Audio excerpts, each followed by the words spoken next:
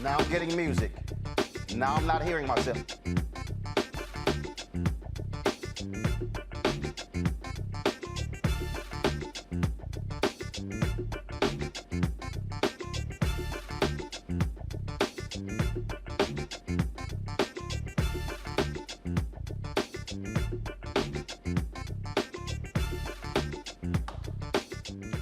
Today is Thursday, September 16, 2021. Coming up on Roland Martin Unfiltered.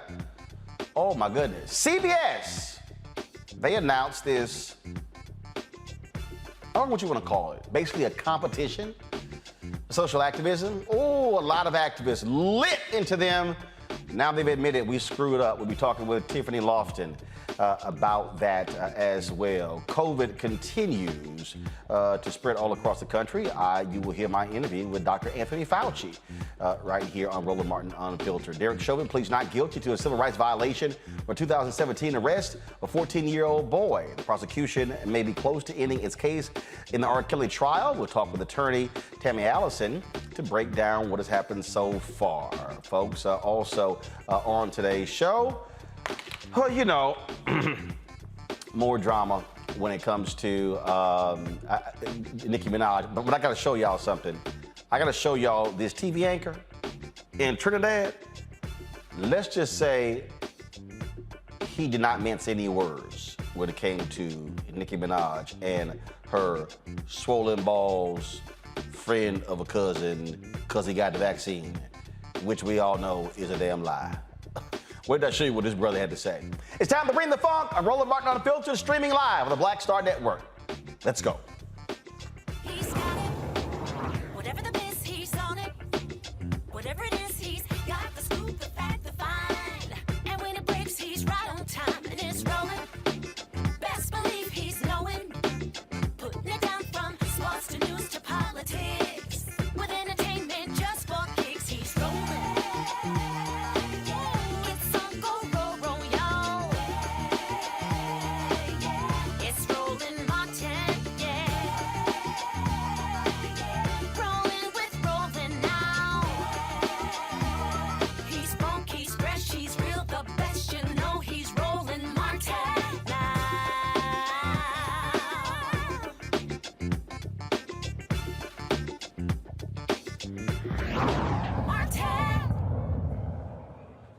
COVID continues to be a major issue in America. 42.5 million reported cases. 685,000 folks have died as a result. It's happening all across the country. And folks, one of the reasons is that we still see massive disinformation taking place. I had a chance to talk with Dr. Anthony Fauci, of course, who is America's leading infectious disease expert about that very issue. Here's our conversation. Should have been wanting to do this for quite some time. Good to be with you, Roland. Thanks for having me.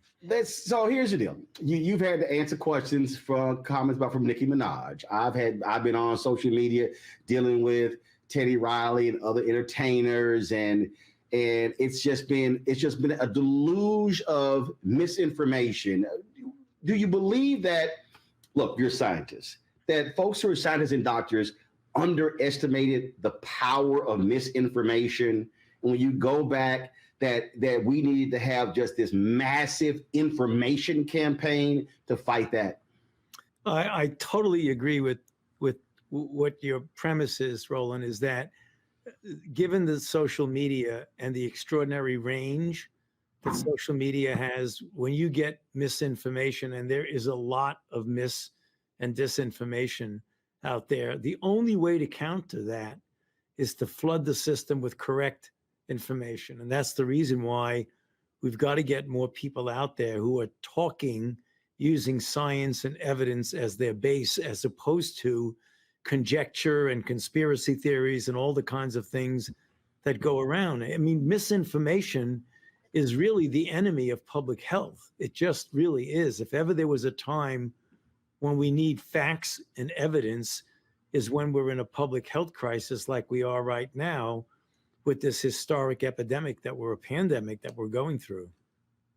And I'll be honest. Look, early on when we were reaching out to the folks who handle advertising, and we told them, we said, look, you better have a targeted campaign. I said versus sort of this broad deal. Oftentimes, folks want to focus on mainstream media. And I said, look, I'm telling you, I said, when this thing takes root, it's going to be very difficult to change people's minds. And so, I mean, I'm still dealing with people who were saying, oh, my goodness, what she said was correct. There's other people that if you're vaccinated, I mean, you can lose babies, and people are going to be impotent and becoming sterile. And we probably have more than 100 plus segments, and I purposely put on Black doctors talking to our audience. And I just think that even now, it has to be an even more micro-targeted approach because you're going to have to win folks, frankly, one by one versus thinking, hey, let's just sort of just do a broad messaging and folks will figure it out.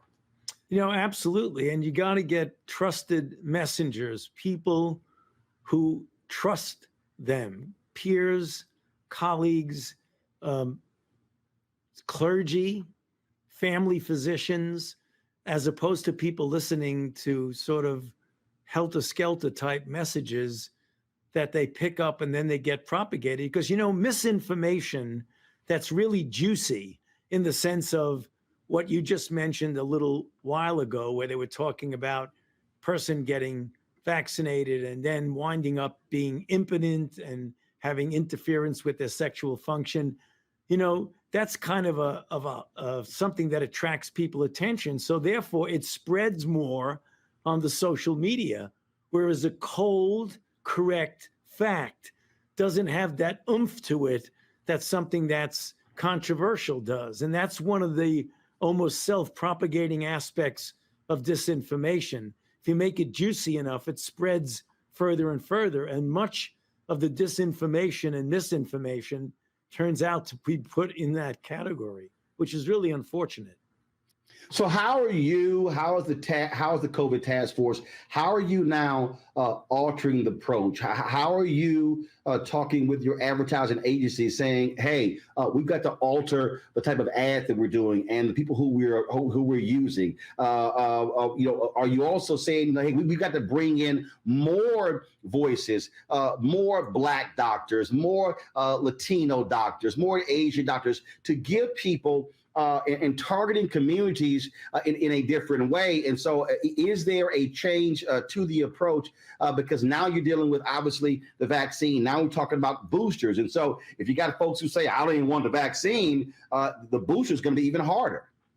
Well, Roland, we're doing all of the above and not only bringing in other people who can do that, but realizing that channeling it through the standard classical media is important and will continue, but also we're doing things that I never would have imagined I would be doing. Getting on TikTok with people, getting on people's Instagram, talking to rappers, talking to people who I like and respect, but I never thought I would be talking about public health matters with them. And I think that we've expanded the scope of the venues that we use. We're it's always, it's fine to be in the New York Times and the Washington Post and cable and the classic networks, but there's millions and millions and millions of people who follow people on their Instagram or follow them on Facebook. Those are things that I find myself doing now that never in my wildest dreams would I thought that I would be doing that. Well, that's one of the reasons why I created this show, for that very reason, because, look, I had a show on a Black cable network. It ended, and I said, look, we've got to have a vehicle to reach people in a different way. The last question for you, and that is, moving forward, what really should be our focus for the next 6 months? If you had to really say, hey, focus on this, what is that one thing for the next 6 months? It's filling the gap of unvaccinated people, Roland, because right now we're entering into the fall, the cooler season, the influenza season. Things are going to get complicated. The best way we can protect ourselves and our family and society in general is to get those now 74 or 75 million people who are eligible to be vaccinated, who have not yet gotten vaccinated, to reach out to them by all the mechanisms that you and I just discussed to convince them how important it is to get vaccinated. If we got those people vaccinated, we would not be having a problem right now. Right now, like yesterday, we had 130 or so thousand people who are newly infected. We have about 1,000 deaths now that we see. We have increase in hospitalizations. You know, this is something that is entirely avoidable if we get the overwhelming proportion of the population that is unvaccinated vaccinated. Well, look, we certainly appreciate your work and the work of those other doctors and scientists getting the word out. We're doing our part. Trust me, I'm getting attacked by a lot of people just like you are. People say I'm a traitor to the race. Don't take that shot. And I keep saying there's no flip side to death. You said it. That's exactly the truth. Dr. Fauci, I appreciate it. Thanks a lot. Look forward to having you back. Thank you very much, Roland. Good to be with you. You take care. Bye. Folks, in New York State, 17 healthcare workers have filed a federal lawsuit claiming their rights are being violated by the mandate that bans any exemptions. Federal Judge David Hurd has temporarily blocked New York State from enforcing a vaccine mandate for healthcare professionals. Judge Hurd is giving the state until September 22nd to respond. All healthcare workers are set to be vaccinated by September 27th. Now, Fauci had to go on TV show and answer that stupid question regarding that craziness that Nicki Minaj said about, you know, her friend told her cousin that his wedding got called off because of some swollen balls. Beyond a stupid ass lie. Y'all, this TV anchor in Trinidad was not playing with the Nicki Minaj who was born in that country. My man just let it rip. Play. This one dropped yesterday morning, and as the story dropped, it was excitement. Now, Nicki Minaj, no stranger to controversy. I mean, she was here for Carnival in 2020, and that was a bacchanal with her husband, now husband, and Iowa.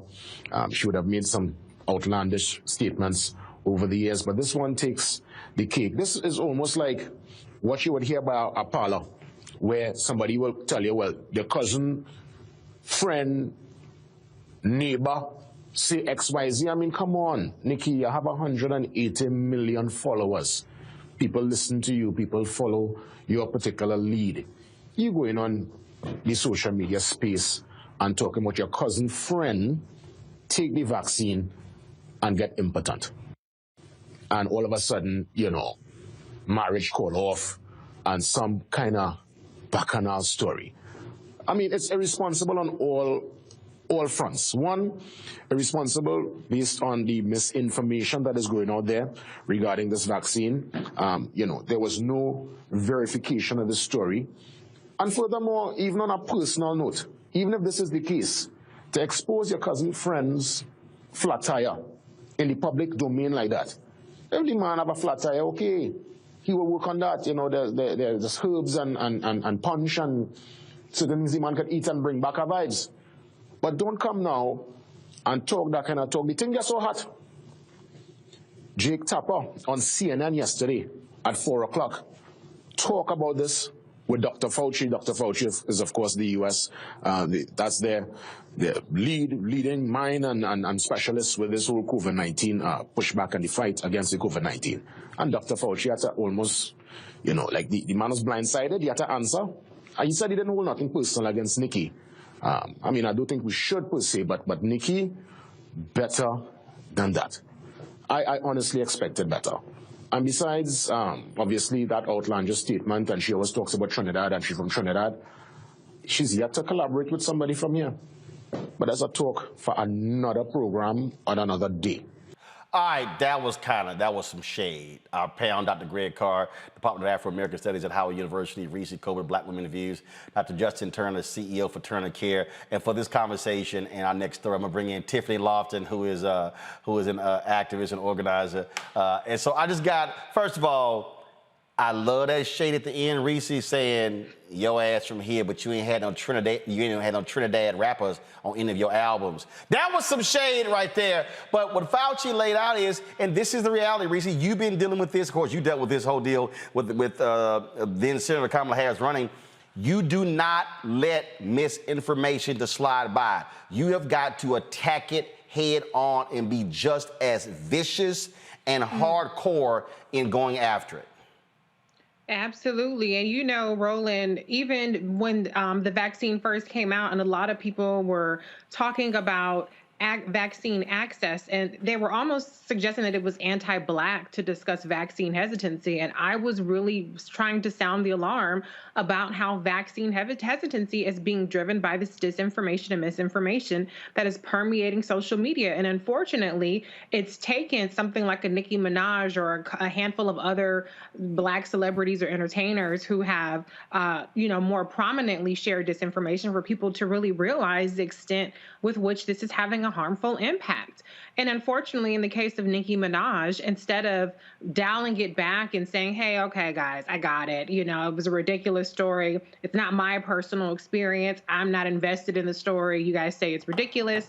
Cool. Like, I take it back. She just doubled and quadrupled down, and then she sicked her barbs on all kinds of people. She slurred Joy-Ann Reid, and they're just on a rampage now because she refuses to do the responsible thing, which is take accountability for sharing disinformation. And unfortunately, as you pointed out with Dr. Fauci, I don't think that the country as a whole is taking disinformation and misinformation seriously enough. It's not just enough to identify it in these spurts, in these more prominent viral moments. We have to attack this relentlessly every single day because they are winning the war. And unfortunately, you have people who are digging in more and more and being anti-vax or whatever you want to call yourself, which if you don't like the word anti-vax, is becoming more of a lifestyle and an identity that people are taking on instead of being willing to be open to the facts and the science and the data that's out there. And unfortunately, Black people are the ones that are most impacted. We're most impacted by COVID, and we're most impacted by lack of vaccine, the not taking the vaccines, because we talked about it last week, right, in Miami. There were 13, at least at that time, there were 13 school staffers who had died. All of them were Black, right, and all of them were unvaccinated. So this is killing people in our community. It's not a laughing matter. Even though the story was absurd and it was a joke and it was ridiculous, it's not a laughing matter about this disinformation in our community. That's the point, Dr. Turner. This is life and death. That's what it boils down to. I mean, definitely life and death. You know, having information without interpretation is almost dangerous than information alone. And as a healthcare professional, it's very, very disappointing that people are talking about, I did my research, do your research. But I did research at Meharry, and unless you have, centrifuges and early minor flags or running clinical trials, going to Google and looking up information is not research. And hearing about what your cousin, friend, baby mama, dog had happened to them, that's definitely not research. So I really, really pray that we can get to a point where we get back to the basics because, polio is not here today because we had mass information that people allowed to be, guided by healthcare professionals. And nowadays, you probably can't think of the last time, somebody who was diagnosed with polio. So this whole disinformation and misinformation, even when I'm having the conversations with patients, like today I had a lady who's a medical assistant and she was in my office and I just knew that she had been vaccinated. So by the time it came to that part of the conversation, I say, had you not been vaccinated? She say, no, I haven't been vaccinated. I say, you're in the medical field. Now, I've been knowing you for years. Why have you not been vaccinated? Well, they saying this and they saying that, they saying this. I'm your doctor. What have I said? Yeah, I've been seeing your posts. So why are you allowing what happens outside there to be more important than what's happening in here? Mm-hmm. Well, I had COVID last year and I do have a 7-year-old home who has asthma. I'm just scared. You're not scared of the virus? You mean you're more scared of the vaccine than you are the virus? Let me give you a news flash. You didn't have the Delta variant last year. The Delta variant is here. And if you as someone in the healthcare field, is not taking things serious, what do you think about everybody that knows you? And just for sakes, let's say that you get COVID and you survive it, but you pass it on to that 7-year-old. Let me ask you a question. If that 7-year-old does not make it, are you literally willing to wake up every day, the rest of your life, living with that guilt, when all you had to do was to take a vaccine that reduces your risk of dying from it and reduces your risk of having severe disease? You say, Doc, when are y'all gonna get the vaccines in? I said, we're gonna get it in Monday, the next dose. We sold out right now. Yeah, I may need to come and get it next week. What you described actually just happened in Texas, Tiffany. A mother passed on COVID to her 4-year-old child. That child is now dead as a result of that. And the thing we talk about celebrities, we talk about impact. There's a flip side, Tiffany, when folks say, man, we really need our entertainers speaking out on issues. That's called informed entertainers speaking out on issues. If you add the numbers up for Nicki Minaj between Instagram, Twitter, TikTok, and Facebook, that's 240 million followers. She was live last night, Roland. I watched about 20 minutes of it. She was live on Instagram last night, and there were it was 99.7 thousand people. Watching. So basically, Instagram live. 100,000 people were watching. Watching her IG live last night. She was live last night. So let me put this in context. The live piece, okay? Let me put this in context. 100,000 people were watching a Nicki Minaj live video on Instagram last night, and to get 100,000 live viewers, we would do that in a month and a half.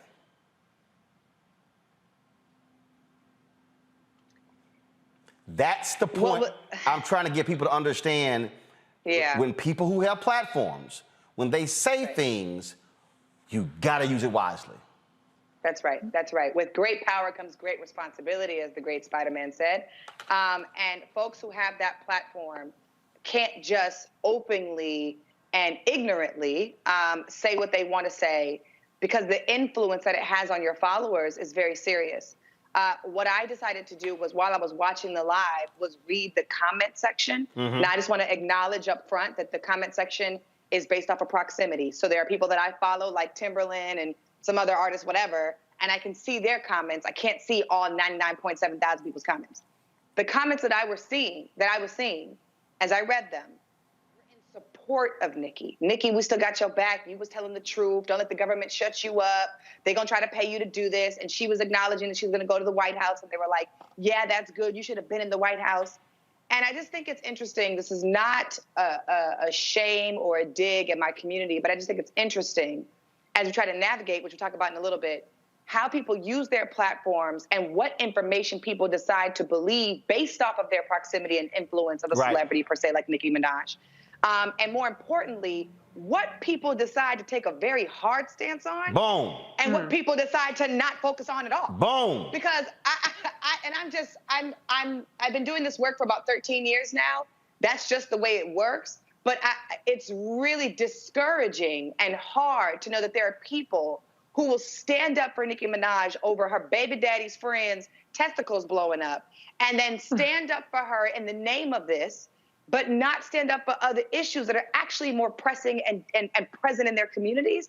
And I wonder how many of those 99.7 thousand people were actually vaccinated themselves or have lost somebody to COVID, right? I've had COVID. I've also been vaccinated. I was watching her live, and I was like, she is not the doctor. And you cannot play the victim because you said what you said. It is on record, and it is there forever. And people were moved and influenced by it. The same way that I'm going to hold Donald Trump accountable for telling people to drink bleach when COVID first started, I'm going to have to hold Nicki Minaj accountable when she's telling people that somebody blew up their balls and their testicles because they got the vaccine and lost their chance of having a happy marriage. Well, Greg, we can't believe that. And Greg Carr, I got some idiot on YouTube by Florida Smoke. A black man promoting vaccines to his own people, SMDH, so sad. So if you can't listen to a black male doctor, all right, who the hell are you going to listen to? Because here's what I do know. Greg, and this is what trips me out with these people. If somebody right now, if all of a sudden they go to the doctor and they say, you're diabetic, what are they going to say? Yeah, I ain't believing you, doc. I'm just gonna keep going out there eating sweets and everything. All right, go have a diabetic coma and see what happens. Okay, your ankle, a doctor says you broke your ankle. You know what, doc? I'm just gonna ignore you. I'm gonna keep walking on it. Yeah, it hurts, but I don't think it's broke. See, that's what, it's amazing to me how it's like, oh, we'll listen to doctors on a whole bunch of stuff. But then, no, I ain't gonna listen to the doctor on this stuff. Even if you're a black male doctor. That's the one that just really cracks me up. Because Nikki that had a lot of plastic surgery, which means she listened to a doctor who did a surgery. No, somebody got to go ahead and say it. I mean, we got to stop playing. She had a baby. Did she have a baby by herself? Or was there a doctor present? Yeah, yes. I mean, not going to listen to Roland Martin. Not going to listen to Sister Tiffany. Not going to listen to Reese. Not going to listen to you, Dr. Turner. You got to fight fire with fire. You know, it's something Senator Warnock said when he was campaigning and he came on the show. He said COVID-19 exposed COVID-16-19. And I think that's very valid. What you see in moments like this is that the underlying conditions of the society are laid bare. So what you see, first of all, why is anybody listening to Nicki Minaj? Because celebrity culture has eaten the society, but celebrity culture was always there. That's number one. Social media, as PC tells us, is a cesspool. We all use it because we have to be engaged in it because we're trying to get messages out, but it has been overrun by deliberate attacks from all over the world. I'm not blaming the Russians or the Chinese. I'm blaming everything and everybody. We see them now going after people in the Biden administration, blaming them for Afghanistan. It's just flooding. And then you have the convergence of the undermining of institutions. Ignorance kills. And I can tell you as a teacher, I fail every day in the face of ignorance. Did you read this? Yes. And then the question comes and I'm like, did you read that or not? Access to information is not enough. But what, as Raphael Warnock said, COVID-19 just exposed the underlying issues we are facing. Malcolm said this in the mid-1960s before he was assassinated. He said, which other group do you know has athletes and entertainers as their leaders? Boom. But the simple fact of the matter is, at this point, everybody does. People are listening to celebrities, and so I think finally that the best person to counter Nicki Minaj would be one of her number one fans who managed fan sites until he figured out how to use algorithms and Vibe to create himself as a global celebrity. Let Lil Nas X beef with her.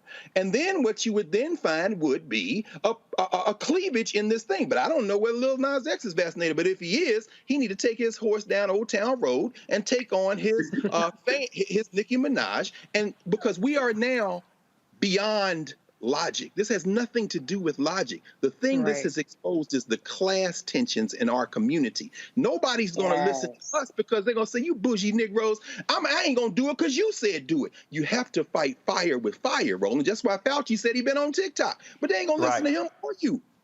Well, they got to find an influencer, brother. And see, when we talk about, again, this celebrity influence and how it then is weaponized, what CBS was going to do. They were going to launch this show called The Activist, where they're going to have these celebrities compete for activism for some reason. It made no sense. It's going to feature 6 activists competing against one another for social media attention for their causes.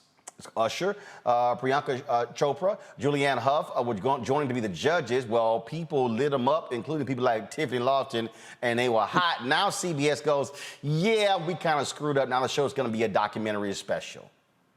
Global Citizen, CBS, and Live Nation, they partnered on the project, and they released a statement. The Activist was designed to show a wide audience the passion, long hours, and ingenuity that activists put into changing the world, hopefully inspiring others to do the same. However, it has become apparent the format of the show, as announced, distracts from the vital work these incredible activists do in their communities every day. The push for a global change is not a competition and requires a global effort. As a result, we are changing the format to remove the competitive element and reimagining the concept into a primetime documentary special.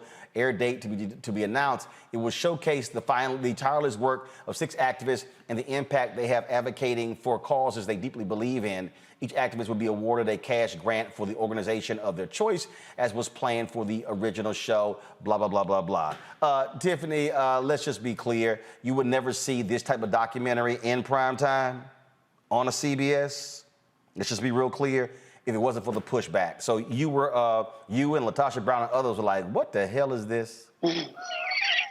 I went off. I let it rip. I went off. Let me say a few things. One, this was so insulting. It was a terribly dumb, stupid idea. Folks who do not participate in political action, who have not been committed to protest, to direct action, to campaign organizing, don't understand how much mental, physical, and spiritual energy and strength it takes to do this work. And this is not a comparison to other talents, Roland. This is just me talking about this particular show and this dumbass idea. There are people who are currently in jail right now because they protested Mike Brown's death. There are people who have been killed. There are people who have been shot at by white supremacists.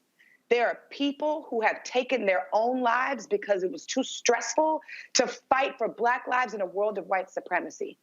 So when I saw this article, I was immediately pissed off because I do not think, unlike talent shows, America's Next Top Model, American Idol, all these idol shows, which I do not watch at all, unlike them, the work of movement building and the issues, immigration, women's reproductive choice, canceling student debt, education, healthcare, COVID, union jobs, mass incarceration, ending police brutality, those things, voting rights, those things are not in competition with one another and never should be.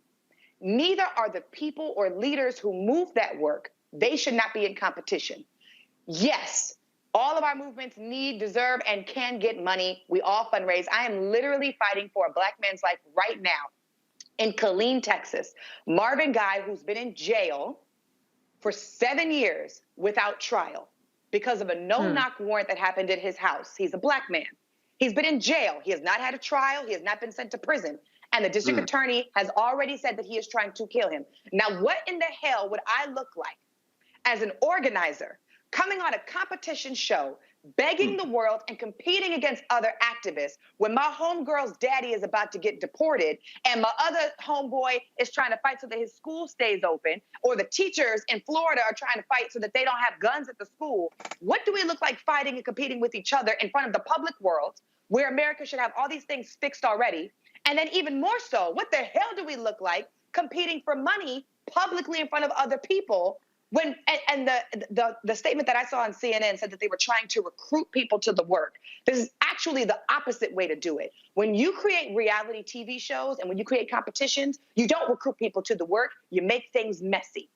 You create competition, you create evilness, you create pettiness in between the organizers and leaders, which already frankly exists. Roland, you and I talk about this all the time. And we are trying to bring folks together. My old boss, Derek Johnson, president of NAACP, said social justice is not a competition. So this show was a direct insult and disrespect to the political prisoners, to the lives that have been lost, and to the organizers like myself who sweat every single day because we do the hard work of knocking on a door to have a conversation about why it's important to vote in the recall in California. We do the hard work recruiting people in North Carolina, going to a hearing so that they can talk about why redistricting is important in their community. We do the hard work of making sure that Stacey Abrams can run a great race for governor and be the first Black governor of the state of in the United States of America. We do the hard work of trying to convince people to vote, even when they know and feel like voting doesn't make a difference in their communities. That was a direct insult. Now, moving on, because now, a couple days later, the statement then came out, and I had already ripped him on social media. Me and Amanda Seals went back and forth on social media and in the DMs, talking about how ridiculous this was.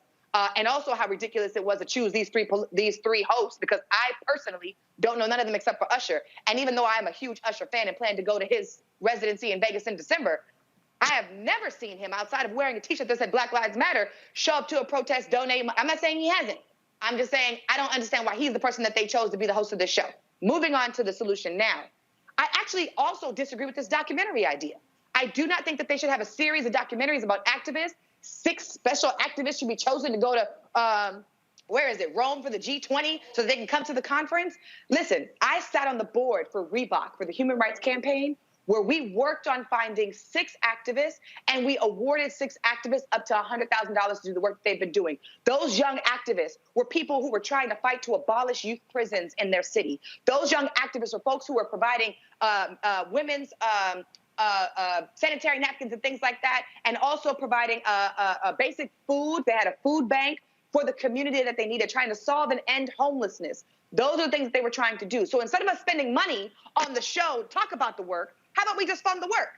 If Usher wants to get involved, if these judges want to get involved in the work, they can call me, and we can just put them and plug them into the campaign. If we wanted to focus on the actual work that was happening, then celebrities would align themselves with activists, organizers, leaders, and social justice organizations, and they would say, hey, this is the issue that I care about. What can I do to get involved? Now, I have worked with multiple celebrities who do that. Absolutely. Some of them do it for free, some of them do it for money, but they do it. If we really want to do that work, let's do that. There are documentaries that already exist, like Ava DuVernay's 13th. There's a documentary, The Khalif Browder Story. There's a documentary that I watched last night. It was not a documentary, but there's a show that I watched last night, Blood Brothers. Dr. Greg Carr has the show with Karen Hunter on Sundays. They just got finished talking about that. I watched that on the class.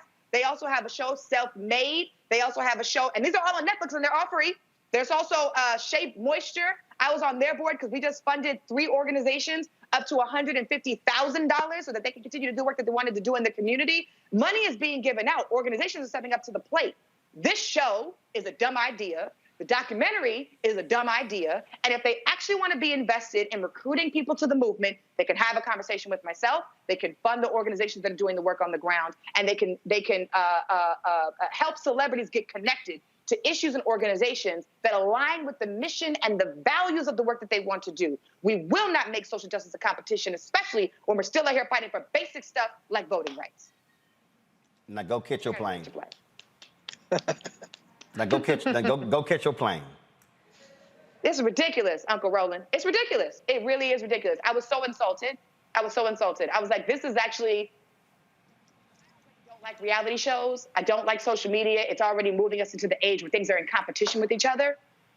Right. Why is it that I am trying to fight Congress and trying to fight Texas so that women can make decisions over their own bodies? Why am I trying to end police brutality? Why are we trying to save Julius Jones's life in Oklahoma? That's enough competition in and of itself.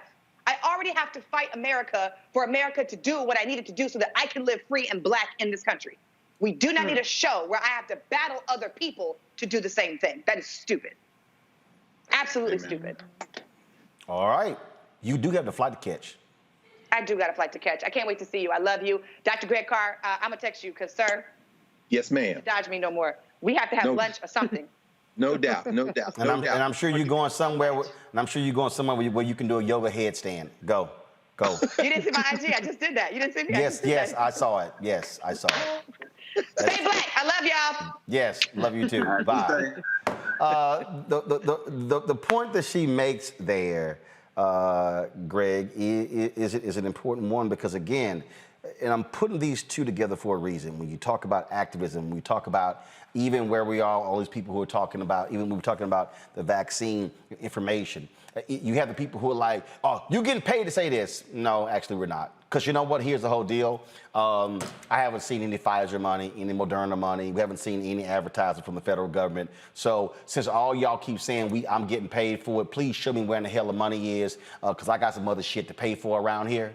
So I'm just saying, y'all let me know that. But what both of these stories really illustrate is this celebrity-driven world that we're in, and what it has created, Greg. And I can't help but think about Bob Moses, who recently died, who walked away from the civil rights movement because he feared becoming a civil rights celebrity. That's right.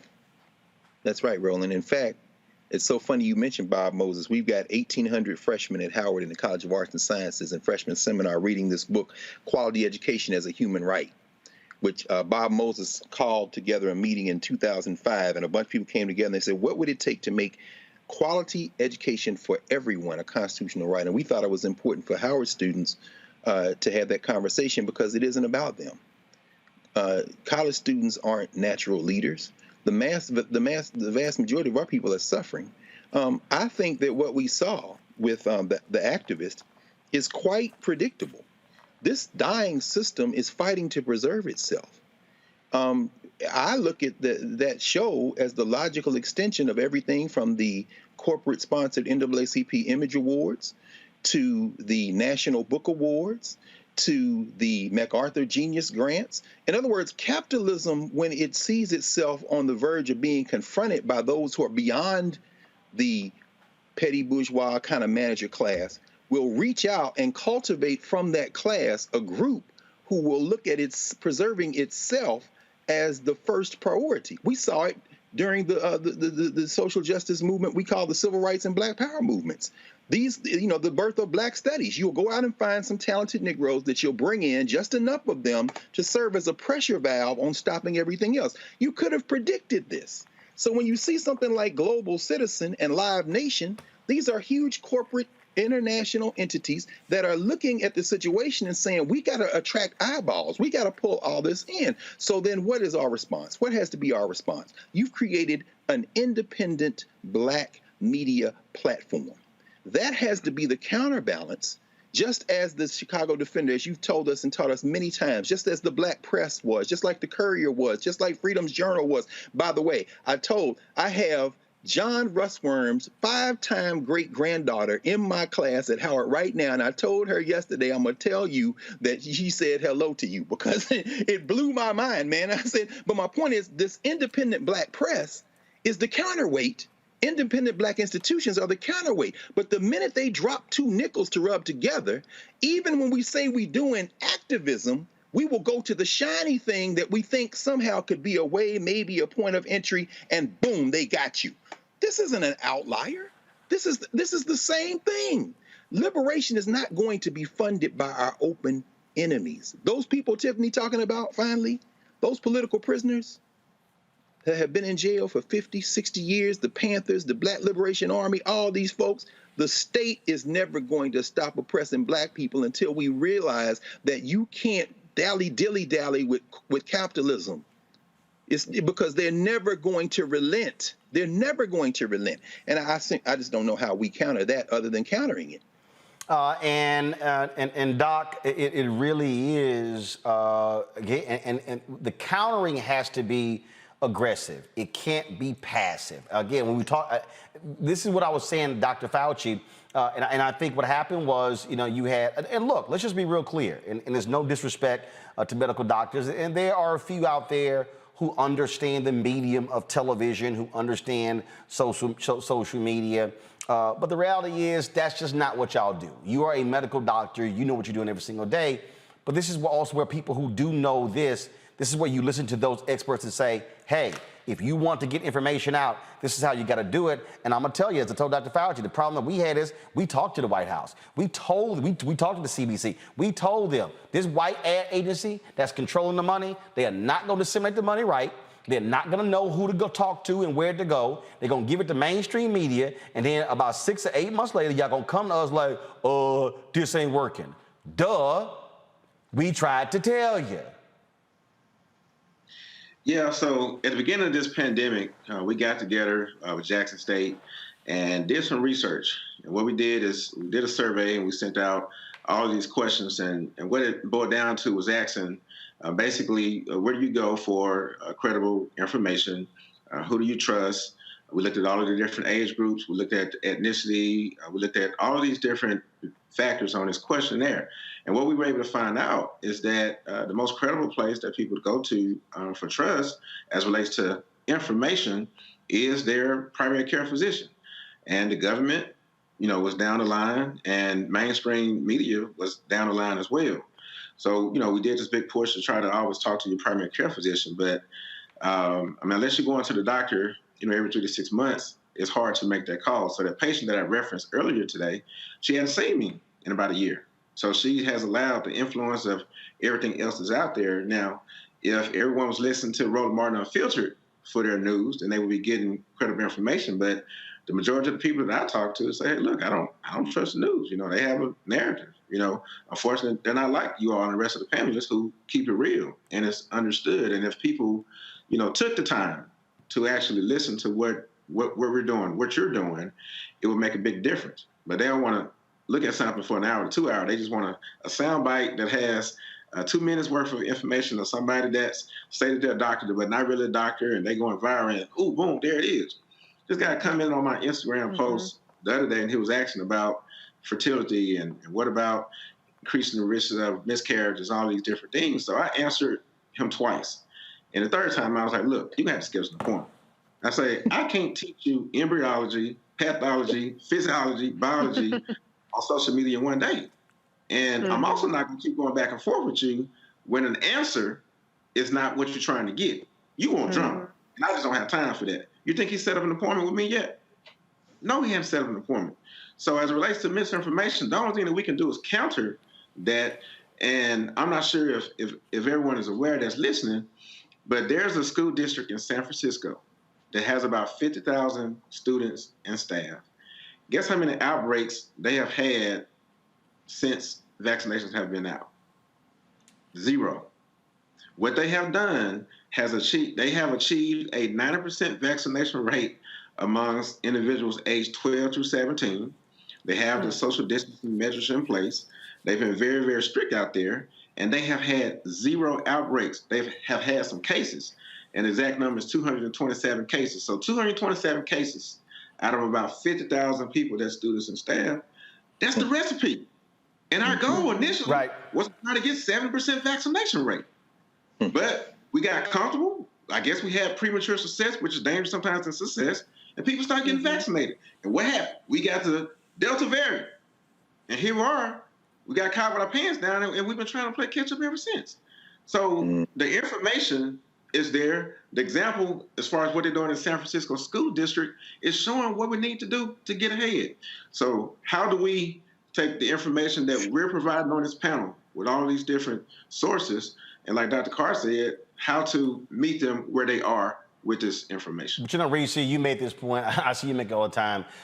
You get a little perturbed at people who are real quick to share video clips from mainstream media outlets, even those hosted by Black hosts, when those same things they're sharing, we literally said 2, 3, 4, 5 weeks earlier on Roland Martin Unfiltered, and you're like, if y'all blue check Black people had the same intensity of sharing Black-owned media stuff, then maybe our folks would be informed. And that's really what it boils down to. I am constantly saying to people, the first lecture I gave at Fisk a couple of weeks ago, I said real simple: the money follows your eyeballs.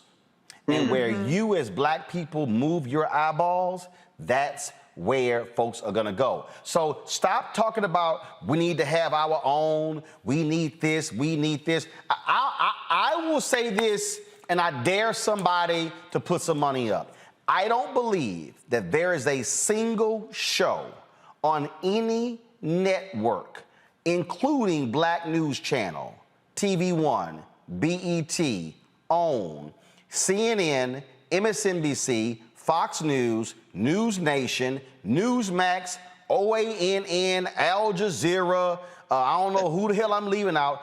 I guarantee you, there's not a single show that has had more Black doctors and scientists on in the past 16 months than this show, giving out credible, real information about COVID-19 and other health issues.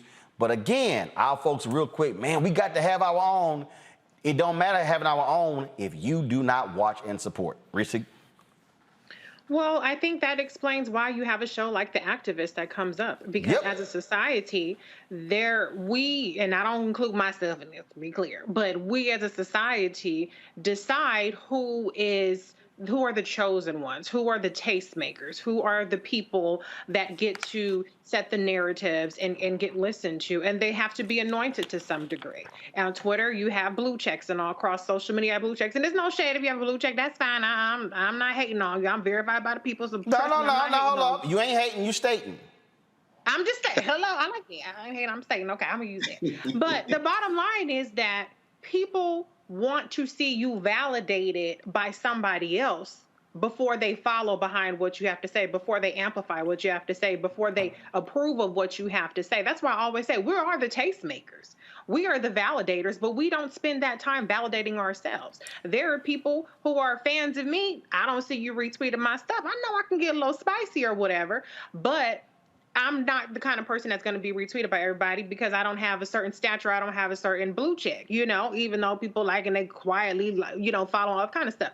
So I think we as a society are basically moving behind a select few number of people, a select few number of even Black broadcasters, a select few number of networks.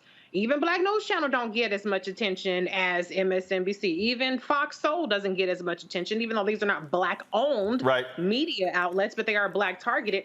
We, as a society, have decided that only a certain number of people, only a certain group of people are the people that get to speak for us, that get to be the ones that we pay attention to. And so that's why, Roland, when you are on ABC this week, I saw a dozen articles written about your comments that you have made countless times on Roland Martin Unfiltered, because you have to be somewhere that's validated for your opinion and your statements to be valid to too many people. And we have to solve that. And absolutely it. Now we're going to go to a break. It's interesting. Somebody sent me a clip.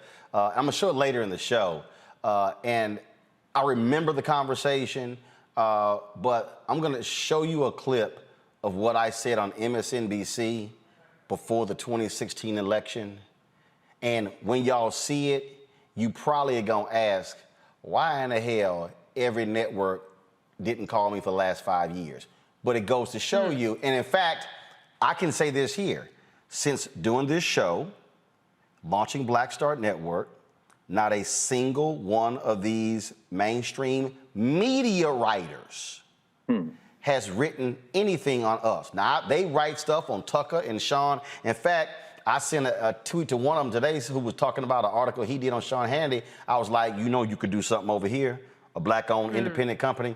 But that's what we're dealing with. And even when you talk about Black Star Network, there are about 30 Black celebrities that I actually sent the graphic to and the announcement of the OTT channel.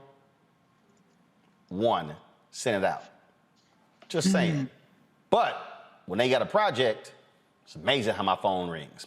Folks, if y'all want to support what we do, we're going to go to a break. We come back, we're going to talk about these federal charges against Derek Chauvin. Folks, you can support what we do. Of course, joining our Bring the Funk fan club. Every dollar you get goes to support the show. Cash App, $RM Unfiltered. Venmo is RM Unfiltered as well. PayPal is R Martin Unfiltered. Zelle, Roland at RolandSMartin.com. Roland at RolandMartinUnfiltered.com. Also, folks, we are streaming on the Black Star Network, our OTT network. We're on every single platform: Apple phone, Android phone, Apple TV, Amazon Fire, Amazon TV, Roku, Samsung, Xbox. Come on, guys, let's go. Show the Black Star Network graphic. Let's go. Thank you very much. And so again, iPhone, Android TV, Roku, Fire TV, Xbox, Smart TV, all of that. Support what we do. Download the app. We're past 10,000. Now we're trying to hit 20,000. Got to go to break. We'll be back. Roland Martin Unfiltered on Black Star Network. I believe that people our age have lost the ability to focus the discipline on the art of organizing. The challenges, there's so many of them and they're complex, and we need to be moving to address them. But I'm able to say, watch out, Tiffany. I know this road. That is so freaking dope.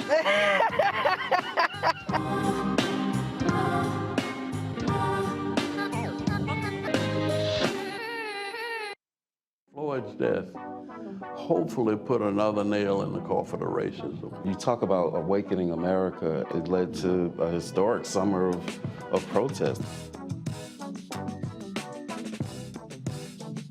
I hope our younger generation don't ever forget that nonviolence is soul force. Priceless.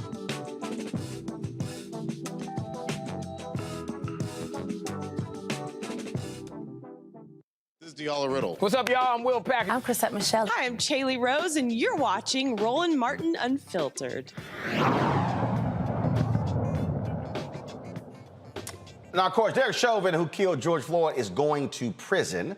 He was convicted in state court, but remember, there were still federal charges. Not just in the George Floyd case. What happened was, there was another case that was being investigated, all right? Now, he has now pled not guilty to federal charges against him involving a 14-year-old boy. According to prosecutors, Chauvin held the boy by the throat and hit him in the head with a flashlight in 2017. Those charges are separate, again, from the case involving George Floyd in 2020. Now, earlier this week, Chauvin and the 3 other officers pled not guilty to the federal charges in the Floyd case. Chauvin is currently serving a 22-and-a-half-year prison sentence for the state conviction. Joining me now is Attorney Christopher Brown, who specializes in excessive force cases. First and foremost, you're actually based where, Attorney Brown? Actually, I don't hear you. Northern Virginia, Washington, D.C. area. All right, so here's the thing that's interesting. This case is from 2017. This is 2021. Floyd's killed in 2020. What the hell took so long to hit him with federal charges in that case? Maybe if he was dealt with between 2017 and 2020, he would not have been in a position to kill George Floyd. And George Floyd might still be with us. But it's people like you, and it's the attention that the public brought on the atrocious behavior of Derek Chauvin in the killing of George Floyd that's going to push the Justice Department to try to do the right thing here. I mean, you hate to think they're playing catch up. They should be leading the charge, but unfortunately that wasn't the case. And so these federal charges, so explain to folks again, obviously state charges are totally different. The federal civil rights charges, that's also a different animal as well, because when Attorney General Eric Holder was there, he complained about the high threshold they had to meet the federal standard. It is high. Now, the first question I always get is, what about double jeopardy? That's not quite what's going on here, right? They're bringing these indictments under 18 U.S.C. 242, which is a civil rights statute. It's for criminal behavior, and it has a high bar. It has to show that they deliberately did what they did. They essentially knew what they were doing, and they did it anyway. Now, that's going to be tough for the other 3 officers. Kung, I'm sure I'm pronouncing his name wrong, and Tao. Those 2 are being indicted on account for failing to give aid, and all 4 of them are being indicted for failing to give medical aid. Kung and Tao are being indicted for failing to intervene and stop Chauvin, and Chauvin has a count against him for violating Floyd's civil rights by keeping his knee on his neck and killing him. So. And when we say a violation of federal civil rights the federal civil rights violations, also explain that. What does that actually mean? That means that there's a civil rights statute that's in place to protect people's constitutional rights from people doing what anybody else can do to you in the public, but there's a special protection if someone does it under color of state law. And these officers, the allegation in the indictment is that under the color of state law and the authority they possessed, they engaged in behavior that violated the civil rights of George Floyd. That is, his right to be free from unreasonable seizure, to be free from excessive force, to have the other officers provide aid if someone is violating his rights, and to have them seek medical attention appropriately and timely in order to try to save his life. And also, when you say civil rights, meaning, because that was the case, I remember with the Chauvin deal, is that you have the right to walk down the street. You have the right to drive. You have the right. So when they say your federally protected civil rights, you have, that includes your right to just be free, and that restricts your movement. Is that what factors in when they say a federal civil rights charge? Look, when we're talking about all you hear in the news about freedoms, whichever side of the aisle you're hearing from, this is what we're talking about. These civil rights statutes protect our freedoms, not to be, unfairly investigated, not to have our property or our person taken or abused, not to be the subject of excessive force, not to be held against our will without probable cause, etc. So when you hear all this talk about our freedoms, this is in fact what we're talking about. All right. Well, look, we certainly we watching this, and so he's already in prison on the state charges. Now you have this particular case, and still the federal case as well. And so Derek Chauvin might be spending the rest of his life in prison, especially if those judges don't. If he's convicted, they don't serve concurrently. Well, they will be served consecutively, right? But I got to tell you, it's great to see some more attention placed on the significance of this situation, because there's been a little dearth of news lately with respect to excessive force against people of color. And even though he'll serve consecutively, he can get 10 years associated with death. He could get life or even the death penalty. It's very unlikely. And while, I think Chauvin was 45 when he was sentenced, he's got 22 years on the state case. He could be out in 15. If he served 10 or 20 on this, he's going to be 65 years old. Is that good enough? If you ask me, no. But it's the way it is. But it's at least nice to have some more attention on this point so we can continue to make efforts toward improving the situation out here for people of color and dealing with officers and the use of excessive force. All right, Attorney Christopher Brown, we certainly appreciate it. Thank you so very much.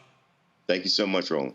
Folks, it's been 5 years it's been 7 years since a Tulsa police officer killed Terrence Crutcher. It's been 4 years since the woman who killed him, Betty Shelby, was acquitted for the manslaughter of the unarmed father. On this anniversary of her brother's death, Dr. Tiffany Crutcher came to Washington, D.C. to hold a news conference with attorney Ben Crump as well as attorney Demario Simmons.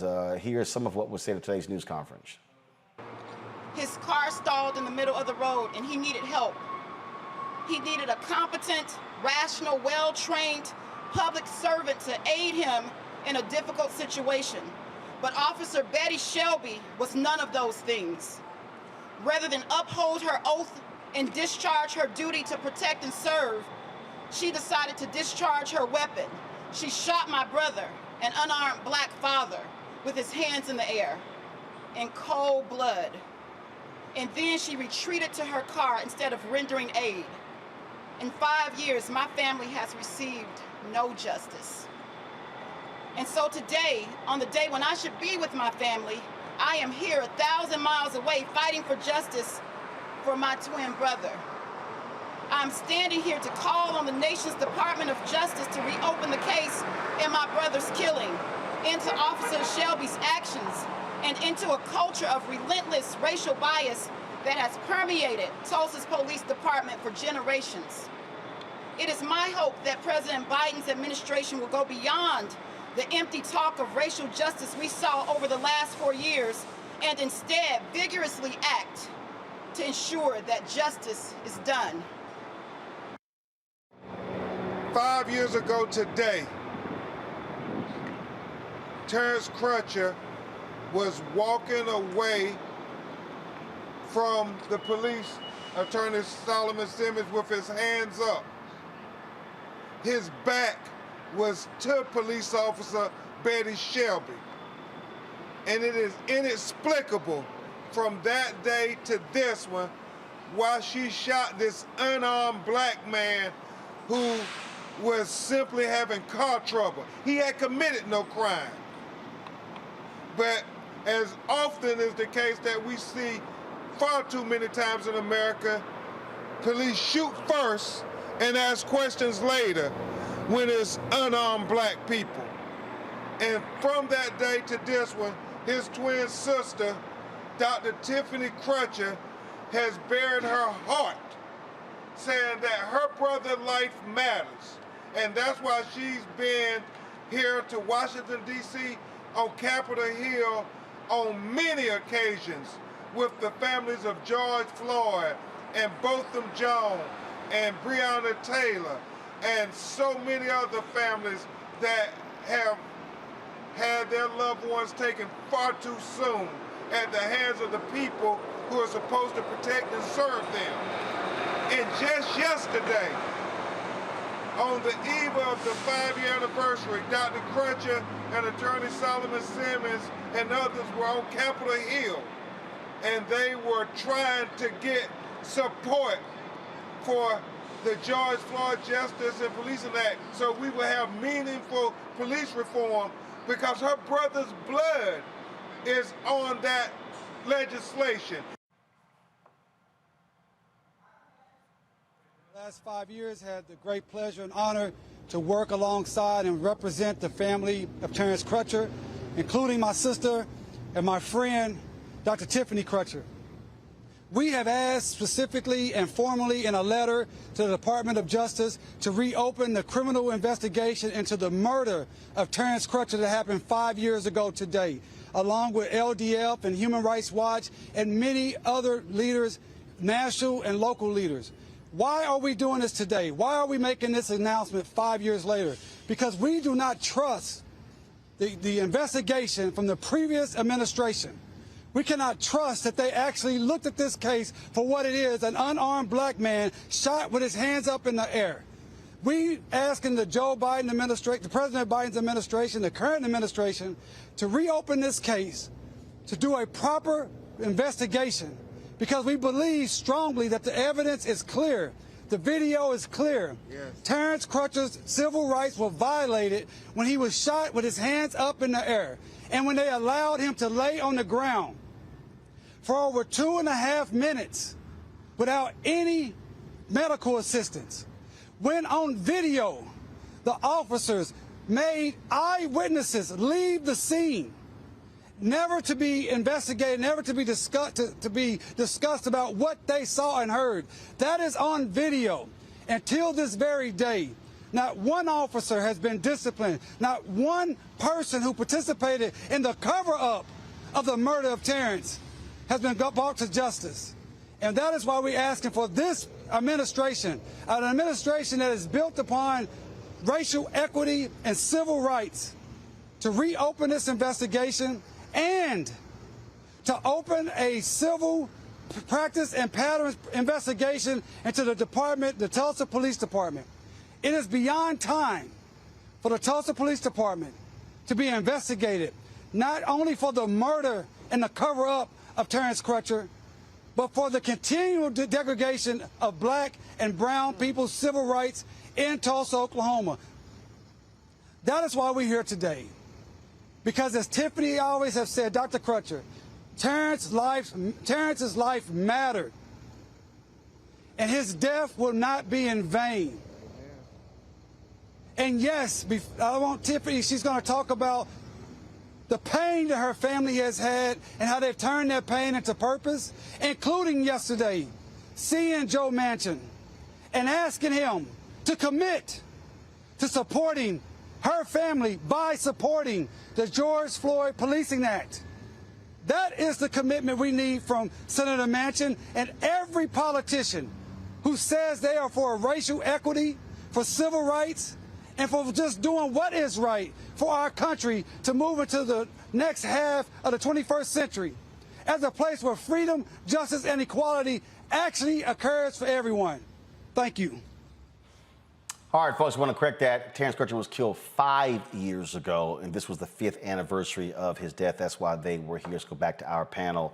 We'll talk. So, Reese, I'll start with you. You saw Demario Simmons there talk about the George Floyd Justice Act. That has been essentially dead because the police unions and these sheriffs, they have been fighting qualified immunity. Now, early on, you had Senator Tim Scott, Lindsey Graham. They literally told the family members that they could probably bring on 20 to 25 Republicans. Right. Yeah. Remember Manchin talking about he could somehow grant them 10 on the voting deal? So at the end of the day, I don't know why these people think Republicans are going to go along with any of this. They're not. The only way any of this stuff is going to get passed is if 50 Democrats actually do it and Vice President Kamala Harris breaks the tie. Right, absolutely. I mean, at this point, what is Chuck Schumer doing? to do anything about any of these procedural hurdles that are really manufactured because the filibuster is out of the Constitution. And basically, he's allowing his caucus to be held hostage by Joe Manchin, Kristen Sinema, and whoever else is secretly against the filibuster. Or maybe they're not being held hostage. Maybe they're just, the votes just aren't there, even with the filibuster being removed. But the bottom line is that there are so many limitations when it comes to, and hindrances when it comes to getting justice for families who are victims of police brutality. I mean, my heart goes out to Terrence Crutcher's family and all of these families. And I think I noticed that they, you know, frequently want to reopen investigations, and they rarely ever result in any kind of different results. And it's not a matter of depravity for the family, but it's a matter of law and the way that the laws are written. And that's why getting things like the George Floyd Justice and Policing Act or some iteration of it is one of the ways that you can kind of get maybe perhaps some sort of relief in the law. But I am encouraged, at least today, we saw Vanita Gupta and Biden-Harris DOJ come out and talk about how they're going to open up pattern and practices investigations in Phoenix and Minneapolis, and I think there is one more, I forget off the top of my head, but they're going to be a lot more aggressive about how federal funding is being allocated to police departments that are violating civil rights, and trying to use that stick to punish those police departments that are racial profiling and doing things that are racist and terrorizing Black citizens, Black and brown citizens. So unfortunately, there are no warm and fuzzy feelings that you're going to ever get from any of these stories, because the police, we have a country that has wholesale bought in to the police basically being above the law. There's no political will to do much about, or I shouldn't say no political will, but there's not enough political will to do anything about it. So at most what we'll see is whatever is going to come out of these consent decrees and investigations that were completely halted and not at all enforced under the Trump administration. That's the best case scenario, unfortunately, here. Dr. Turner. Yeah, so Benjamin Franklin, had a quote that says, "Justice would not be served until those who are unaffected are just as loud as those who are affected." And here in Mississippi, we held the reign of being the last state to change that old flag. And we fought so hard here trying to get that done. And my heart goes out as well to, the family of Terrence, as well as so many others. But it wasn't until after George Floyd's death and the presence of social media, and that's actually one place where we can be thankful for social media because of the pressure that it allowed us to be able to have as one voice, as one race. But there's a state medical association that pretty much every state in our nation has. And Minnesota State Medical Association put out a statement, and it talked about how, there's basically injustice in health. And as a health organization, we're going to say in solidarity that we speak up and we stand against it. And here in Mississippi, we tried to do the same thing. Actually, University of Mississippi Medical Center, a place where at one time doctors like myself, we couldn't go and practice medicine. They actually led a silent protest where you had doctors, and most didn't look like me, as well as nurses and staff, and they sat out there for several minutes, in silence. And I was shocked, because we're not where we used to be, but we're a whole lot more ahead of where we've been. And until we get more people that don't look like us to really speak up and stand out, and like you said, Roland, not putting power over patriotism, then it's going to be hard for us to, get to where we need to be. I'm constantly challenging my colleagues that don't look like us. You guys got to speak out. I mean, we're talking about what we can do in Mississippi. I'm not sure if y'all heard, but now Mississippi is #1 in the nation per capita with COVID cases. And I'm on task force, and we're talking about what else can we do. I'm like, you all can talk to the person that you all financing the campaign, the governor. He has the biggest influence. If you all are not funneling him money, then that's going to make a difference. And sadly to say, it takes moving money to move problems. So whether that's getting players like the ones that basically said in Mississippi, hey, I'm not going to play if that flag is not changed, or the SEC saying, hey, look, we're not going to allow you all to have a national championship played in Mississippi unless you all take down the flag, you know, a little bit later on down the road, the flag was taken down.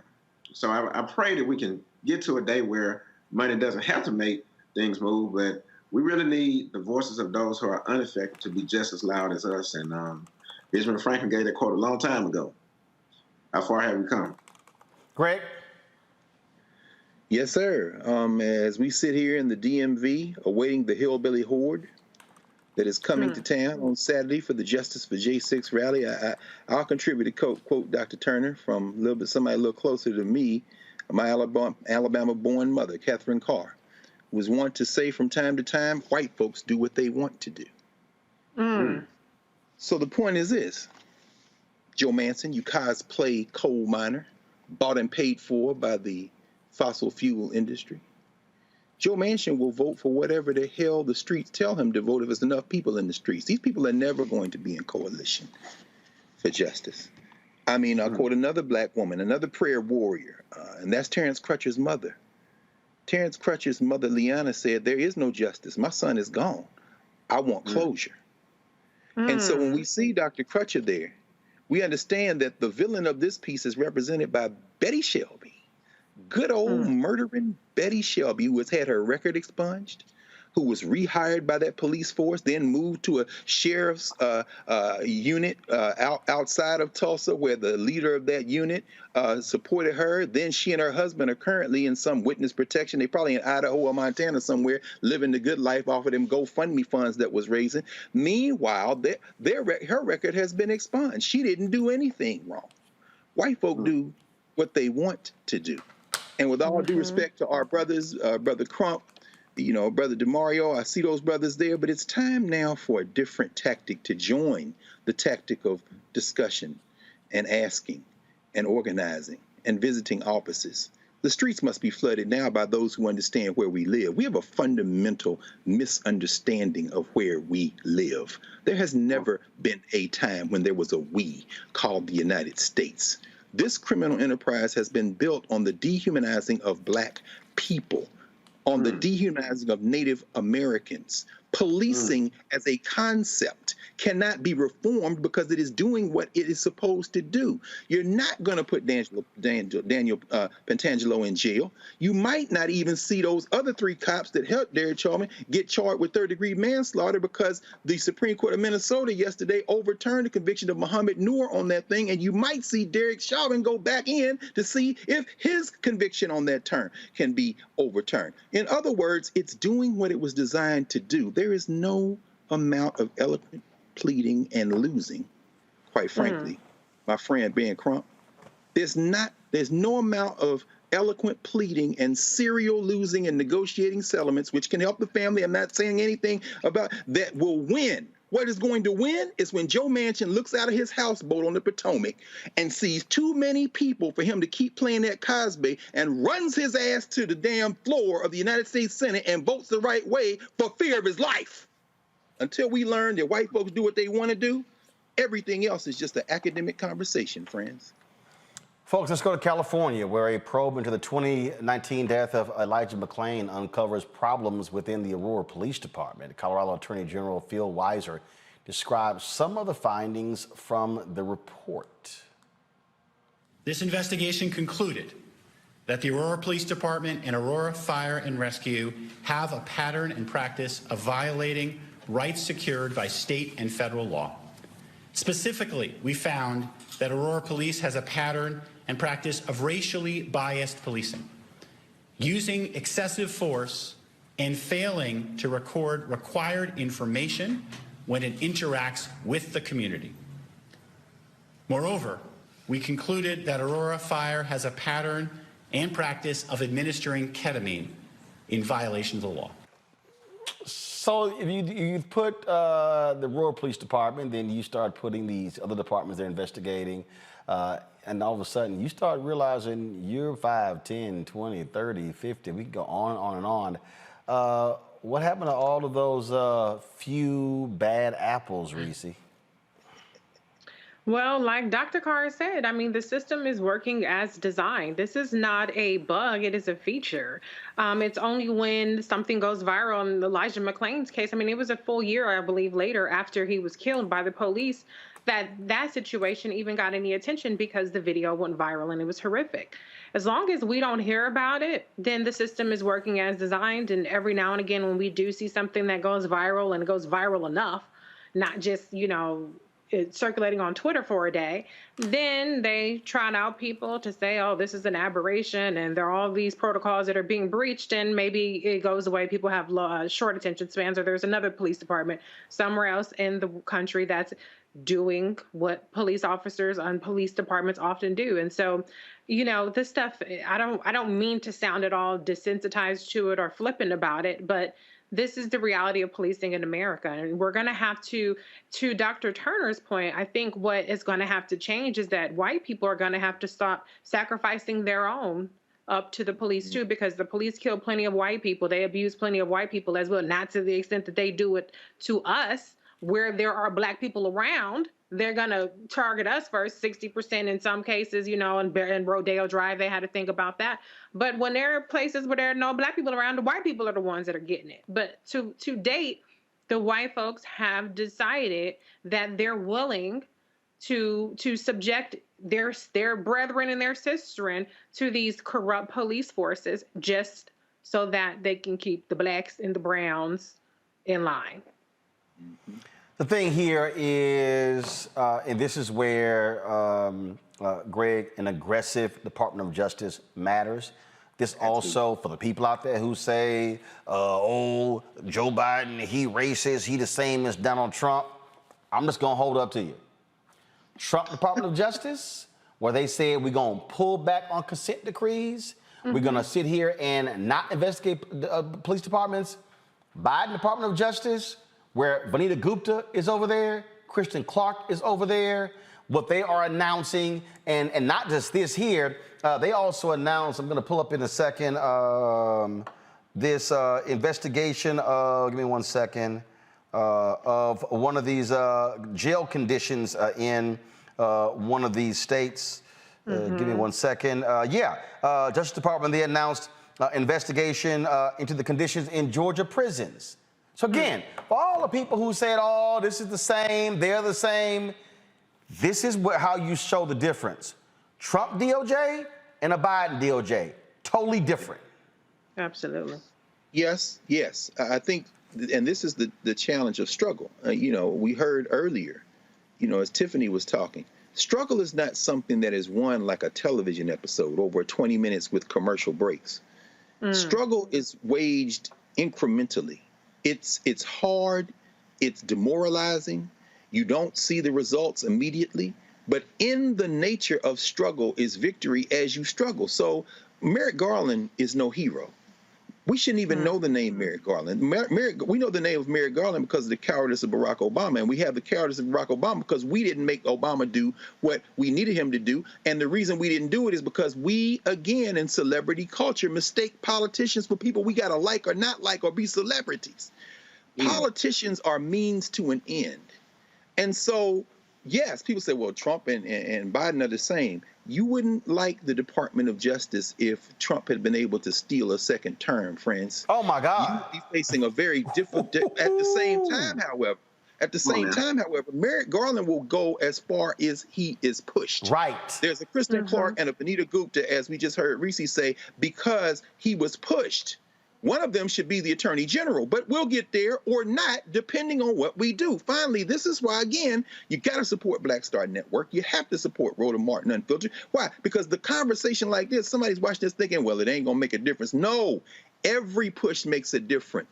We have to have the political logic of an Adam Clayton Powell. You have to be smart. You have to be tactical. And I'm not beating up on Ben Crump or DeMario Simmons or any of those cats. What I'm saying is that they have to now be supplemented, surrounded, and overrun with those of us who understand tactically that there is a role for everyone. Once you voted, get in the street. Once you get in the street, break off $50 a year for RMU and Black Star. Once you've done that, call unceasingly. Once you've done that, run for local office. Once you've run, in fact, do all of that at the same time and watch the progress. Because them white boys is coming here this weekend to tear up the damn city again. They're not sitting around trying to figure out what they can do. They simply build a reality and live as if that's the reality. They won the election. Every time they lose, it was stolen. I ain't taking no vaccine, and I'm gonna cough in your child's face until you knock all my teeth out and make me stop. And they dare us every day to stop them. It's just actually quite simple when it really comes down to it. And on that particular point there, Doc, that Greg lays out, I was watching a story that they said the Mercers had contributed some $20 million to this dark money group. Well, they don't have to actually disclose who their donors are. I mean, look, the reality is these folks, they don't want an aggressive Department of Justice. They don't want an aggressive SEC. They don't want an aggressive Food and Drug Administration and aggressive CDC. They understand that how Trump gutted the Department of Agriculture, gutted the Environmental Protection Agency, the EPA, gutted all of these different places, them being in charge during a census year, the gathering of that information, that made a difference in terms of how many people got counted. And so it's walking people through these things. And when we talk about this stuff, you cannot just say, well, I'm just going to be only committed to social justice and criminal justice reform without realizing if you do not have the people in place who are more likely to support your issues, then you ain't changing a damn thing. You're not changing anything. Which you see there in Mississippi with the yahoos that are in the governor's mansion and the legislature. Yeah, I don't understand. I mean, we still here fighting, talking about Medicaid expansion, which has been proven over and over that basically the benefits outweigh the risk, that there's a whole lot of economic opportunity. We've been fighting for decades to get the approval of being able to have a lottery. They finally did. We had a black politician that had been trying to lead that for probably 20-something years. So we have it now. And now we got more funds coming in to fix some of these broken roads that's been messed up for years.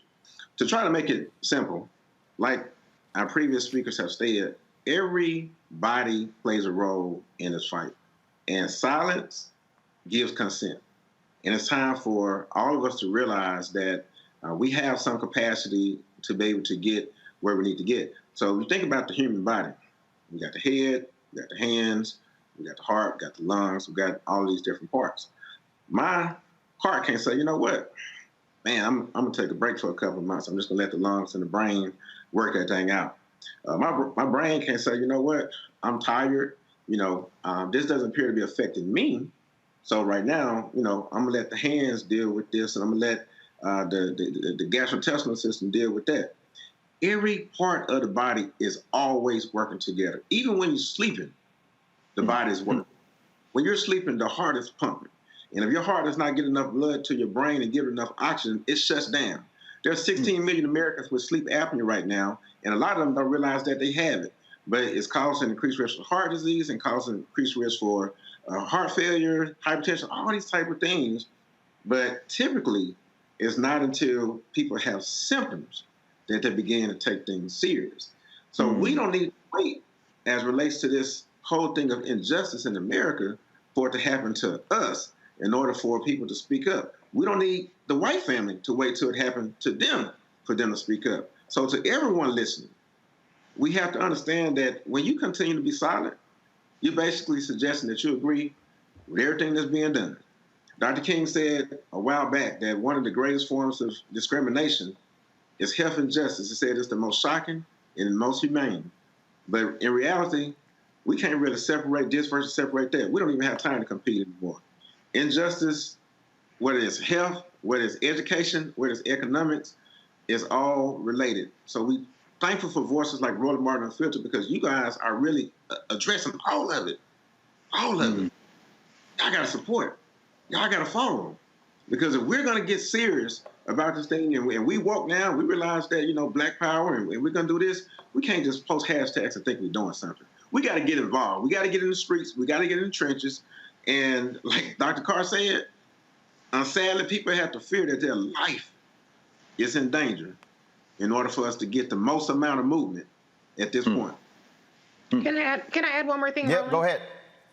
I just want to point out, too, that this was a state attorney general's report and pattern and practices investigation. This is why it's so important that when you go to the ballot box, you vote for all of your state elected officials. That's lieutenant governor, that's attorney general, secretary of state, and some, I'm not sure if they're elected in every state, the governor, mayor, city council, et cetera. The attorney general is the difference between a Daniel Cameron in Kentucky declining to press charges against the cops that murdered Breonna Taylor and didn't even present evidence of their crime to the grand jury about them shooting Breonna Taylor. They didn't even present evidence about her particular assault, death, execution. And Keith Ellison in Minnesota, who was the one who determined that charges would be brought against Derek Chauvin. And so it is so important. Everybody wants to look at, if you want to say, oh, Joe is no better than whoever, okay, that's fine. If that's what you want to believe, it's completely ridiculous. But that does not absolve you of your responsibility to be paying attention to who is in your state. Do you know who your state attorney general is? You can't say anything about Merrick Garland if you don't even know who your own state attorney general is. If you're not putting pressure on your local elected officials and you're not putting pressure on your mayor, you're not going to city council, you're not going to school board things, then there's more work that you can do. All right, folks, got to go to a break. We come back. We're going to talk about the R. Kelly case.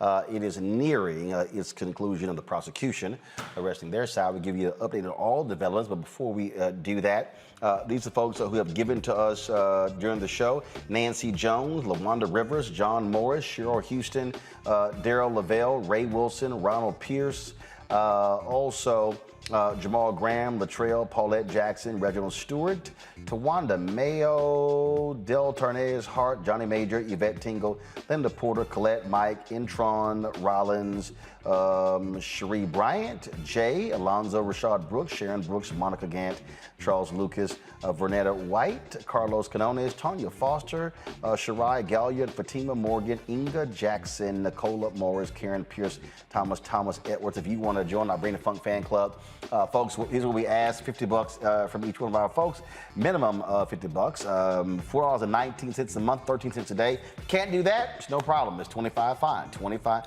fine, $10, $5, $1. It all adds up. You want to give more? That's great. We got some people who've given us, again, ranging from $5, $10, $20, $25, $40, $50, $100. Every dollar is important. And I've had people sit me and they's like, you know, what my benefits? Well, first of all, we have discounts to products that are on our website. We don't. So here's the deal. We don't send out hats, T-shirts, and stuff like that. Why? Because they actually cost money. And what ended up, you actually spend all your money on products and it doesn't go to actually pay for anything. So what we're trying to build here is build out an actual independent black-owned news network. And so that's what we're doing. That's why we are, hopefully we'll have our studio space finished next week. I can unveil it to you. But all these things are happening as we speak to give you something other people are not providing for you. And so you can join us via Cash App. So anybody who gives before the next 15 minutes we're on the air, I'm going to give you a personal shout out. Cash App, $RM Unfiltered. PayPal is R Martin Unfiltered. Venmo is /RM Unfiltered. Zelle is Roland at RolandSMartin.com. Roland at RolandMartinUnfiltered.com. All right, folks, we'll be back on Roland Martin Unfiltered right here on the Black Star Network. White supremacy ain't just about hurting black folk. Right. You got to deal with it. It's injustice. It's wrong.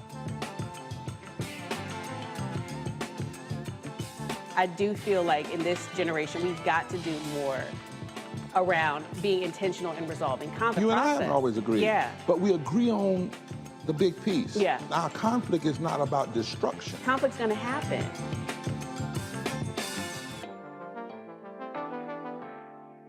Before Till's murder, we saw struggle for civil rights as something grown-ups did. I feel that the generations before us have offered a lot of instruction.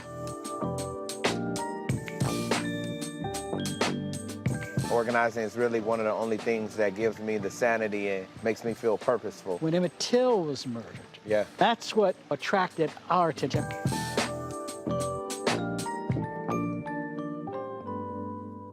Hi, my name is LaToya Luckett. Yo, it's your man Deion Cole from Blackish, and you're watching Roland Martin Unfiltered. Stay woke.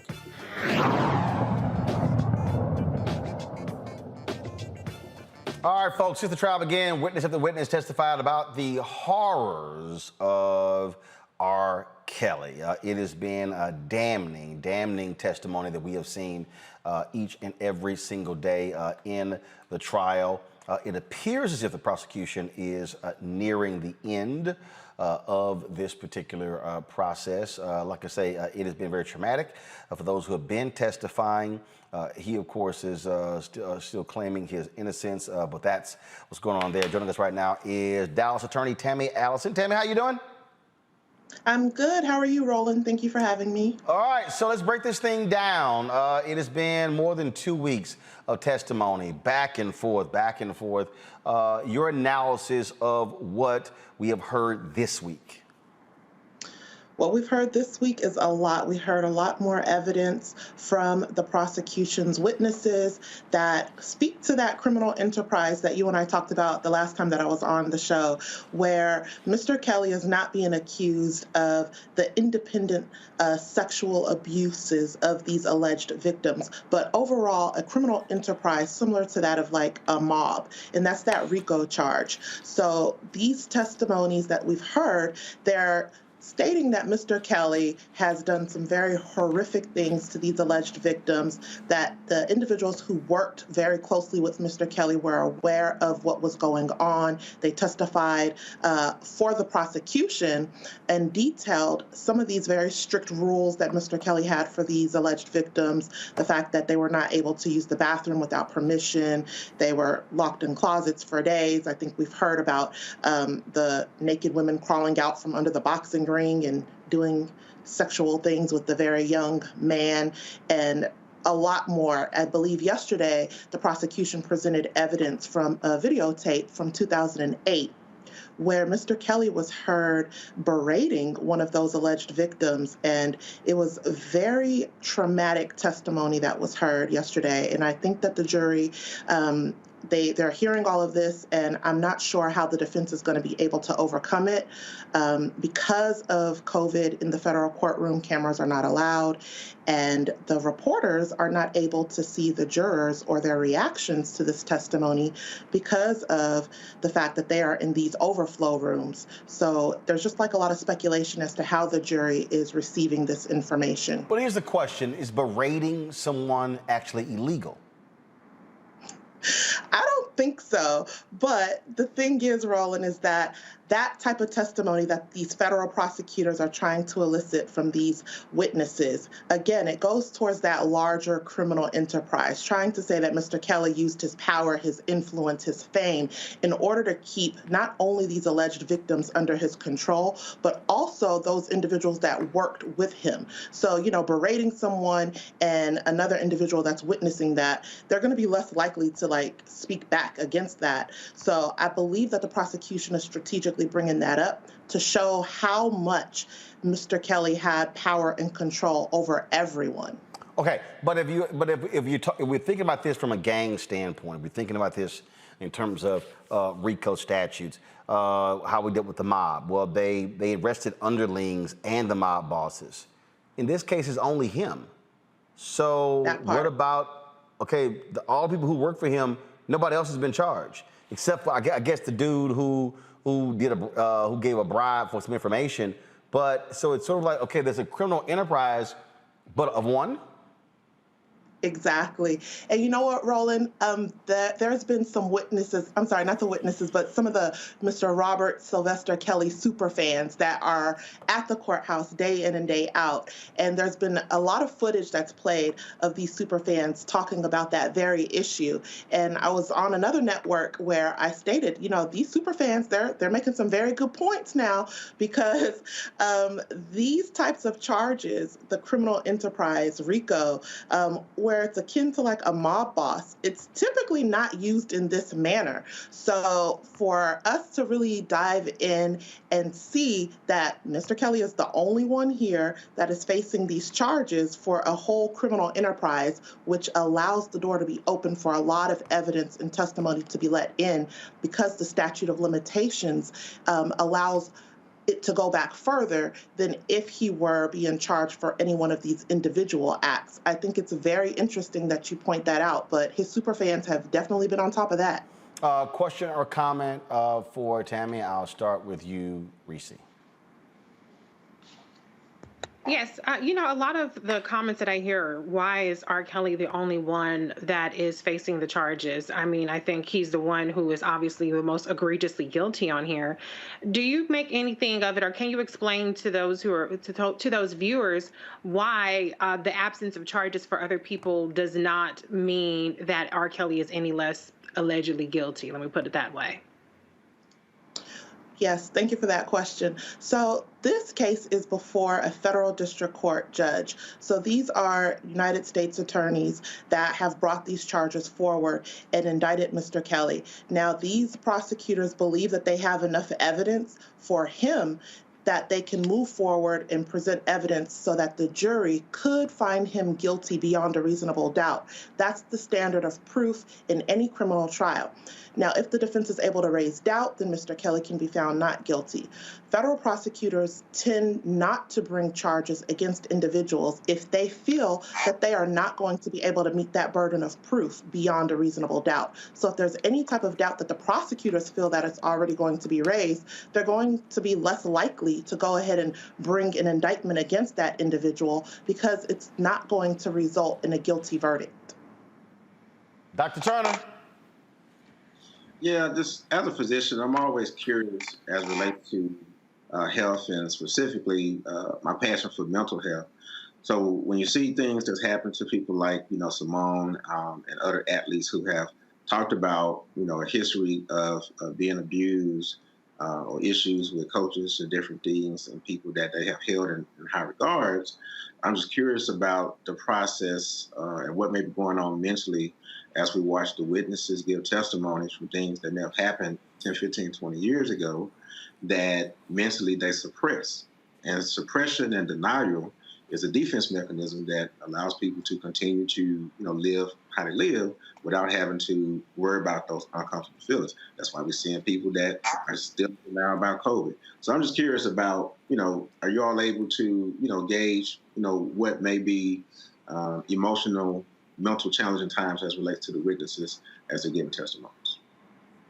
I think that's an excellent question and something that, I've talked about on other networks as well, given the fact that these are predominantly young African-American women.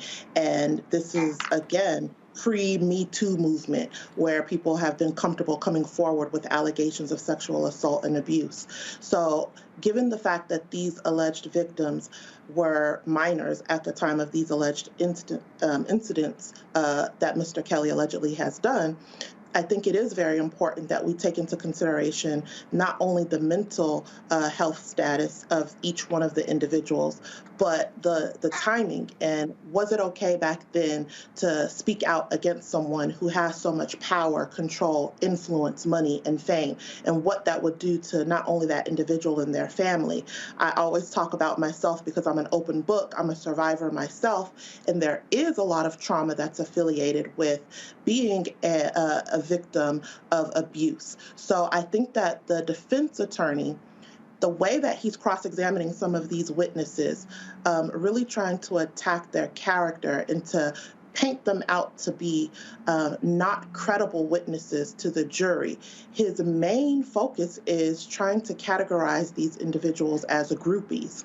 I do not believe that that's the proper type of defense, given the fact that I do think the jury is going to be taking into consideration the mental health aspects that you mentioned and the various traumas that these individuals have gone through. And a lot of survivors, including myself, we don't speak out as soon as it happens.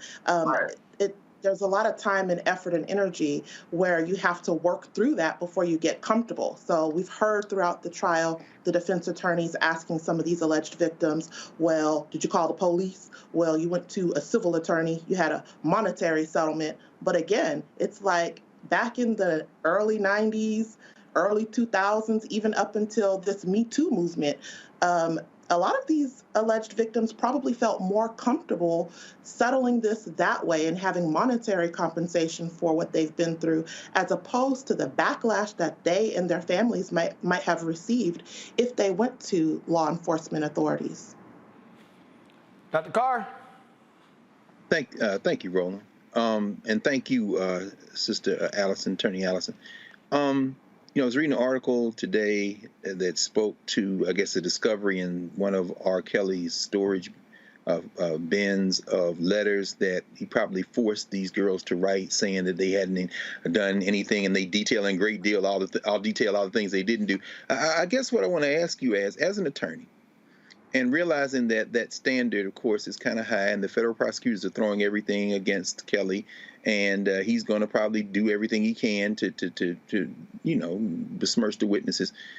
As you're observing this jury, and we know that a lot of jury trials are about jury selection in the process, can you help us understand why it might not be as big a slam dunk as we imagine it should be based on the evidence that's being admitted in the testimony? I mean, what's your sense of the jury and the possibility that it, some of them may say, I'm just going to they're persecuting R. Kelly, in other words, the same thing we've seen before. Do you have a sense of that at this stage? I mean, it depends, but that's a very good point that you make. Right now, because of how the courtroom is set up in federal district court, the jury is not in the jury box where they traditionally would be, where people could observe them. Even the person that sketches out the pictures of the courtroom is having a difficult time making out who the jury is, if certain witnesses have glasses on or don't have glasses on, because they're in these overflow rooms watching the trial on a monitor as opposed to being inside of the courtroom. So the jury is spread out pursuant to the COVID protocols. So no one is really able to see the reaction of the jury members to see if they're reacting in disgust, if they're looking like they're interested, if they look like they're sleepy or bored with some of this testimony. So only time can tell. And as it pertains to some of those letters that Mr. Kelly allegedly had these alleged victims write, the prosecution has presented them to show the jury that Mr. Kelly had that intent. He knew what he was doing was illegal, and he pretty much coerced these individuals to write these letters to exonerate him if, in fact, he were to ever face charges. So the prosecution is actually using those letters, where you would think that the defense attorneys would use the letters to be like, okay, look, they wrote a letter, he didn't do it. But no, the prosecution is using it to go ahead and establish that criminal enterprise mindset of that control that he had, using his fame, his power, his money, the attention that he had, to show that how he was able to convince these young women and men to write letters to say that he didn't do anything. Mm-hmm. All right, then. Attorney Tammy Allison, we surely appreciate it. Thank you so very much. Thank you. All right, have a good one.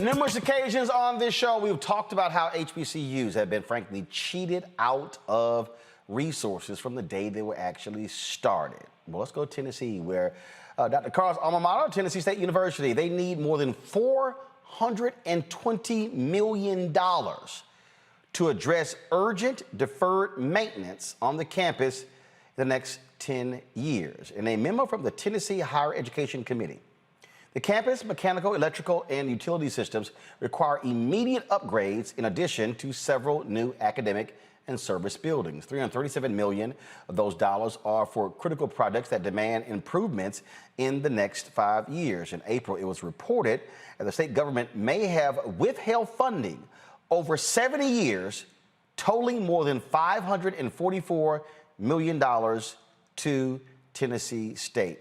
You know, Greg, when I was at Fisk University a couple of weeks ago as a scholar in residence, I sat down with the president, and he told me that they are now building, because of the resources that have come in the last year.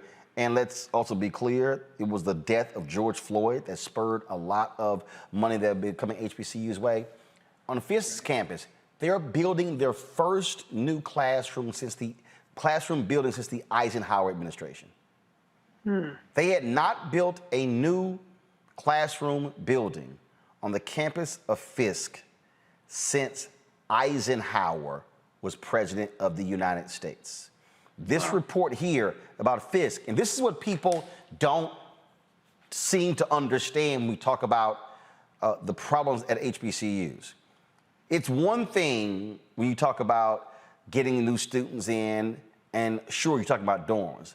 But if you have most of the problems for many HBCUs, they are old facilities because they literally have not had the resources to retrofit new buildings or to tear down old buildings that don't function well in the 21st century and replace them with new buildings. The money hasn't been there.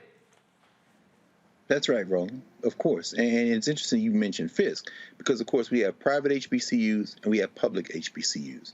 And so the private HBCUs are in even more dire straits in many ways, many of them. The public HBCUs, and when you talked to the president of Alcorn the other week, I think it was very important to understand that Mississippi, as you've had Alvin Chambliss on, our brother Alvin Chambliss, who has talked about this for years. Most of our HBCUs are in southern states where the white legislatures and the white Nationalist Party have been starving them. And before that, when the white Nationalist Party was centered in the Democratic Party, they starved them for decades. Now, the irony is Tennessee State is a good case study. When I was an undergraduate there and student body president, and my brother followed me 2 years later as student body president, we took over buildings. My brother, they occupied the downtown campus of Tennessee State for over a week. And as a result, the governor of Tennessee, Ned Ray McWhirter, put in, a Democrat at the time, put in money in the federal and in the state legislature to get new buildings and new facilities. The Student Center was one of those buildings. But it doesn't make up for deferred maintenance because now they're saying Tennessee State needs a new Student Center. But the problem is this. The problem is that the new buildings, the new money, Jackson State has had new money. We see what is happening in Maryland now at Bowie State and at Coppin and Morgan, new buildings. One of the strategies to lessen the footprint of black students at HBCUs, as it was made in the stipulation of settlement back in the 1980s at Tennessee State, Geyer versus Alexander at the time, was that we need new buildings and a new physical plant to attract white students. So there are a lot of moving parts going on. At Tennessee State, they wanted to close Jefferson Street, make it a closed campus to attract white students because they wanted that not to be a black thoroughfare. As you know, Fisk, Meharry, Tennessee State, all within several blocks of each other. This is a delicate calculus because it's one thing to engage in deferred maintenance. It's another thing to tear down all the buildings and build new buildings in an attempt, in part, to create a new campus footprint and perhaps even a new campus image. I mean, I have mixed feelings about this. I really do, because all of our schools are owed the money, but you don't know what else is at stake. And so, it's something I have to really think through. Let's get the money, but I don't know if I'm for tearing down all the damn buildings. But the issue we talk about tearing down buildings, because look, when my old high school was torn down, the reality is it was filled with asbestos. They trying to put in fiber optic lines, trying to retrofit buildings for new technology simply isn't doable. And we talk about what has been happening here, Dr. Turner. I look at the Ayers versus Fordyce case. Alvin Chambliss fought that. Got $500 million for the HBCUs there in your state of Mississippi. And what we've seen again where these states have been withholding the resources. The reality is this.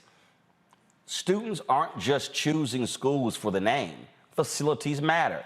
That's why you see the arms race in football. It's a facilities race. You got folks, you got these major schools, they're putting barbershops and lounges and all kind of stuff in their football facilities because they are competing against other institutions who are doing the exact same thing. And so folks are like, yo, we need our kids to go to HBCUs, but the student is sitting there saying, I'm not trying to go to a raggedy school. I'm not trying to go to a school where, in terms of where you don't have elevators, or you're sitting here and you don't have strong Wi-Fi. Howard University got hit with a cyber attack. Other people have gotten hit. And so this is also a part of this battle when it comes to HBCUs and for these public institutions. This is where, listen to everybody who's watching, why I keep telling you, you got to get off your ass and stop whining and understand that when you don't show up at the state legislature to demand the money, every legislative session, then the Tennessee states of the world don't get their fair share. The Texas Southern Universities, the Prairie View A&M Universities, the Alcorn State, Southern, Grambling. And that's the thing I'm always trying to get people to understand, connect the damn dots. Mm-hmm. Yeah, so one thing we got to realize is that if we don't work harder to have a seat at the table, then a lot of times we're on the menu. And I'm glad you referenced the Ayers case because I was going to mention that. So I'm a graduate of Jackson State. So here in Mississippi, we're thankful for the Ayers case because before that, you had schools like Jackson State, Alcorn, Mississippi Valley that were getting significantly less funds compared to Ole Miss, compared to Mississippi State, compared to University of Southern Mississippi. And I just sat down. I was at a bar getting something to eat about a month ago. There was an older white gentleman that was sitting next to me. And, it's always interesting because, they meet me and they find out I'm a doctor and they find out how successful I am in their eyes. And it's like, how did you get to where you are? And before I even allowed them to begin to put me on a pedestal, I explained to them that I'm an exception to basically a system that made it very difficult for me to get to where I am. Like I was never, the smartest student in the classroom, or at least I wasn't given the resources to be able to be prepared to be the smartest student. I went to an all-black school from first grade to ninth grade at Port Gibson, and we didn't have any real animals in our lab. We only had one foreign language that was being taught. We moved to Vicksburg, and at that school it was about 50% black and white. And we had 4 languages. We had real animals in the lab. And it was the first time that for me, I realized that, hey, something is not equal here. So I went on to Jackson State and found out about the Ayers case. I'm like, man, this thing is serious. So we hear Coach Prime, Deion Sanders talking about leveling the playing field, but it's not just in athletics. It's in academics and it's in everything. How can we, this is what I had in this conversation with this man who's sitting there trying to tell me that, there's no racism in America. There's no racism. Like, what are you talking about? I say, if you all are starting from the 30-yard line, how can y'all expect us to score touchdowns at the same rate that you're doing? If we don't level the playing field, how are we going to help protect that young black man from breaking into your car that you're going to be complaining about, that y'all sit back in y'all affluent and fancy neighborhoods and complain about as far as the crime in the city? We got to equal the playing field by providing equal resources. So fortunately, we have been able to get funding since the Jackson State, since the Ayers case. I've been able to participate in some enrichment programs. Matter of fact, I did one at Fisk University and had a chance to get some experience there before I was accepted at Meharry Medical College. And because of research, Jackson State is doing better. But you see things like Deion Sanders talking about, hey, let's get names on the back of our students' jerseys. They don't have that at Jackson State. Those little things matter as relates to being marketable. Another thing I want to mention, because it is multifactorial, as alumni, we have to make sure that we're giving back as well. Yep. Because when it comes to HBCUs, I think only about 5 to 7% give back at the public universities and about 10% at the private. We got to make sure we're doing so. I just came back from Nashville, went to Meharry, and I went straight to alumni fairs. That was my first stop to make sure I can pay my dues, to make sure that I can be a part of the solution and not a part of the problem. And before I left, I told the president, the next thing I'm going to do is work on establishing a scholarship fund so we can make sure we do what we need to do. Yes, we can continue to fight for equal distribution of funds, but Jackson State and Tennessee State, they filled that stadium in Memphis. I was at Ruth Chris and sitting next to George and had a great conversation about all of that. But I want us to have the same energy when it comes to the education side as well. You know what, Reese, what really drives me crazy is when people don't pay any attention whatsoever and who just don't know. This woman, Marjorie, on YouTube, she thinks she's trying to check me by saying, Roland, a cyber attack, that's not infrastructure. Oh, yes, it is. What the hell are you talking about? Yes, it is. Don't do it, Roland. When you do not have proper security for your IT, that's infrastructure. That's right. You have to have structure, strong systems so they can't be broken into. It's infrastructure. Where do you think IT is installed?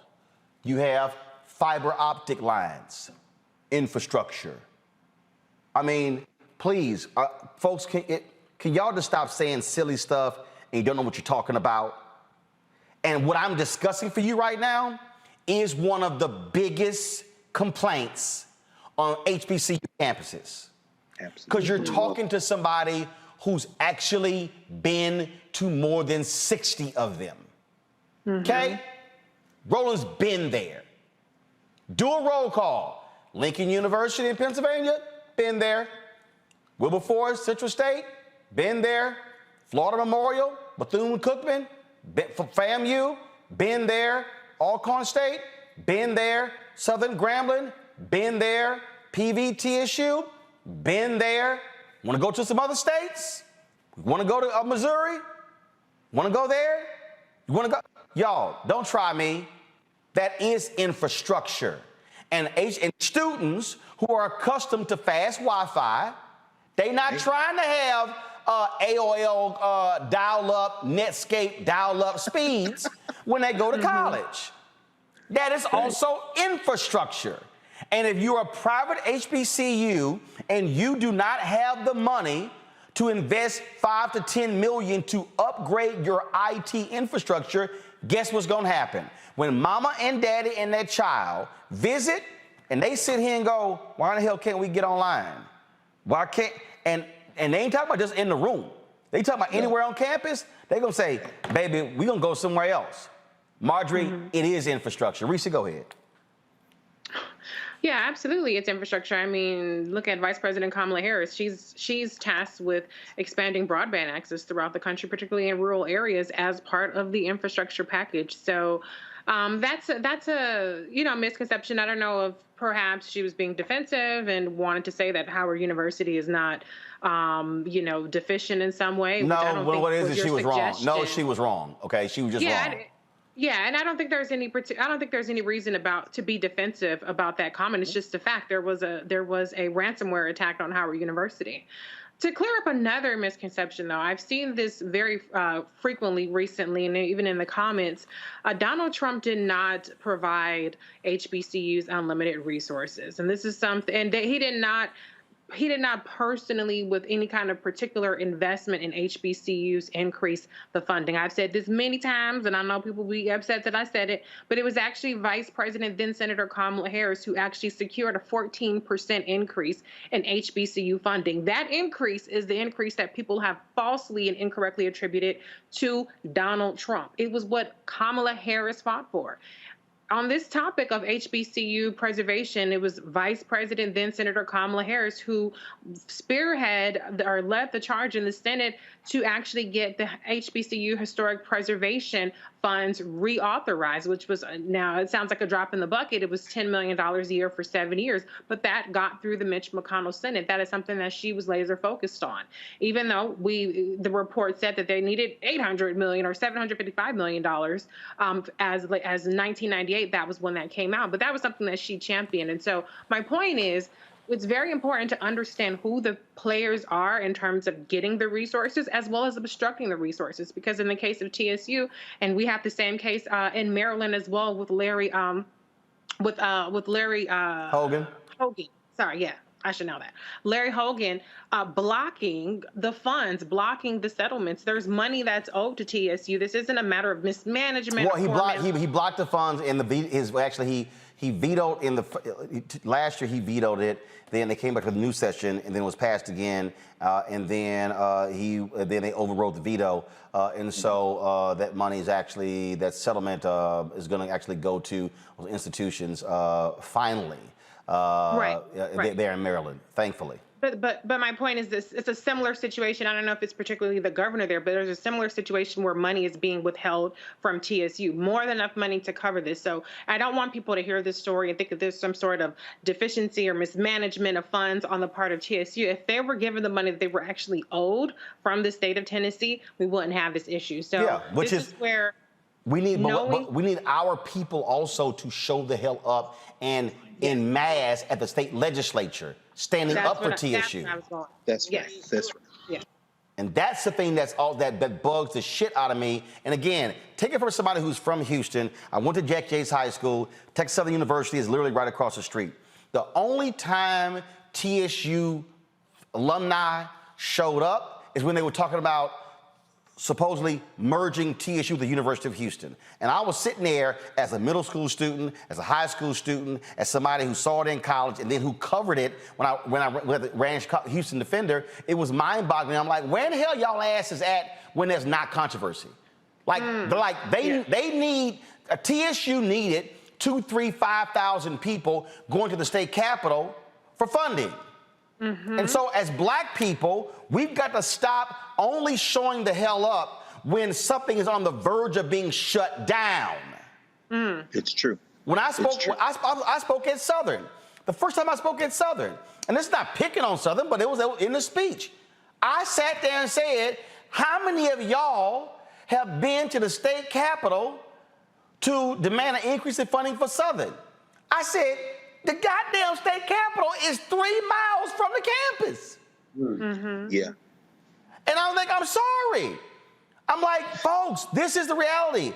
Let me be real clear with y'all. White folks who graduate from Texas A&M go to Austin. When the Senate Education Committee and the House Education Committee are meeting to vote on funding, they're there. And I'm saying this has to be a natural part of our involvement. So I keep telling y'all, stop just talking about voting.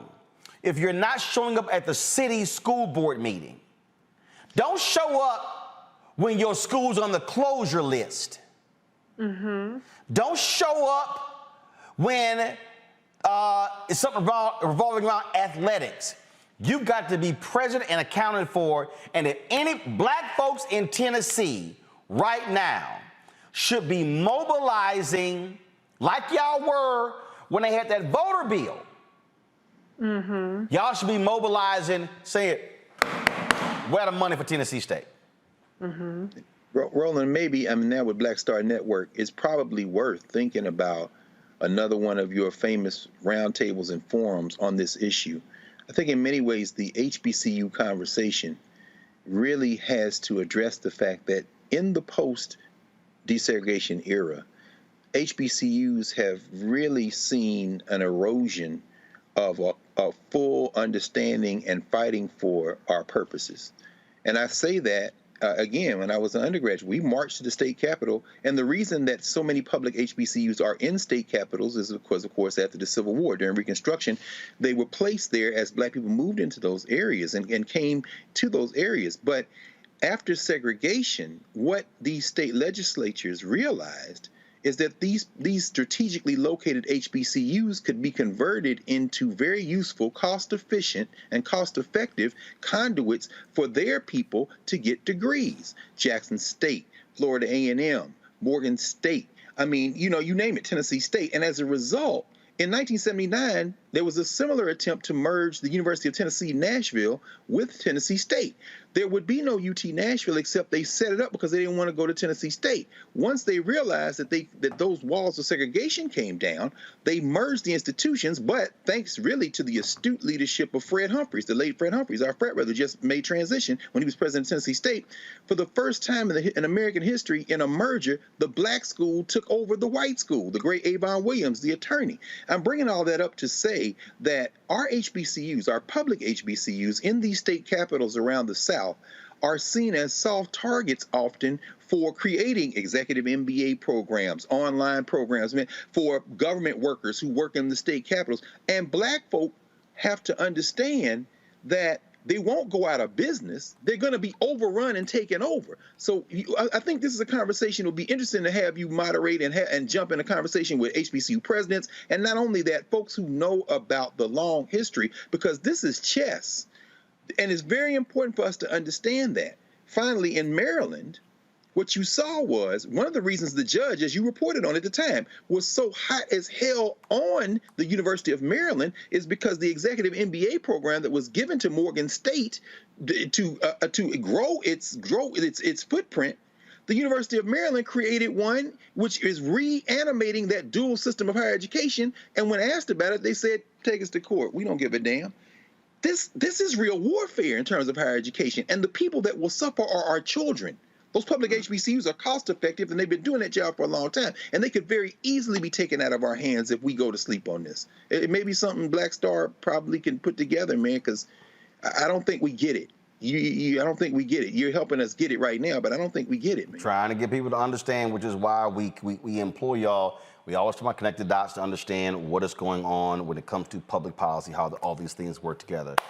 Folks, that is it for us. Dr. Turner, we appreciate it. Dr. Carr, we appreciate it. Reese Colbert, we appreciate it as well. Folks, please support what we do by joining our Bring the Funk fan club. Let me give a shout out to these are the folks who have given since our last told you. Let's see here. Tommy Williams, Lorenzo Smallwood, Joel Clark, Doretha, Teresa Bishop, Sherlyn Carrington, Daniel Berksteiner, Adrian Johnson, Cindy Conwell, Richard Pettigrew, Vicky, Calvin Bryant. Y'all put up, don't show me, come on, please, I'm gonna read the names, put the graphic up, thank you. Calvin Bryant, Kimberly Bailey, James Fennell, LaShawn Smith, Janice Harris, June Spence, Joan Warren, Tyrone Murray, Charles Woodson, Sandra Dickey, Sheila, Camille Yelverton, Priscilla Smith, Cordell McMillan, Nancy Jones, Rick Santos. And so, folks, I appreciate that. Cash App, $RM Unfiltered, PayPal.me/R Martin Unfiltered, Venmo.com/RM Unfiltered, Zelle is Roland@RolandSMartin.com, Roland@RolandMartinUnfiltered.com. And don't forget, we want you to download the Black Star Network app. If you want to watch the show, a lot of you want to right there on your phone. You don't want to watch it on YouTube. You can watch the Black Star Network. Just download the app. iPhone, Android phone, of course, Apple TV, Android TV, Roku, Fire Stick, Fire TV, Xbox, and Smart TV as well. We surpassed 10,000. We're at 10,721 total downloads. And so our next goal, our next milestone is 20,000 downloads. We did 10,000 downloads in the first 10 days. Let's keep this thing going. Share this with your friends and family, and let's see if we can add another 10,000 in the next 10 days. Looking forward to that. Folks, that's it. I will see you tomorrow right here, Roland Martin Unfiltered on the Black Star Network.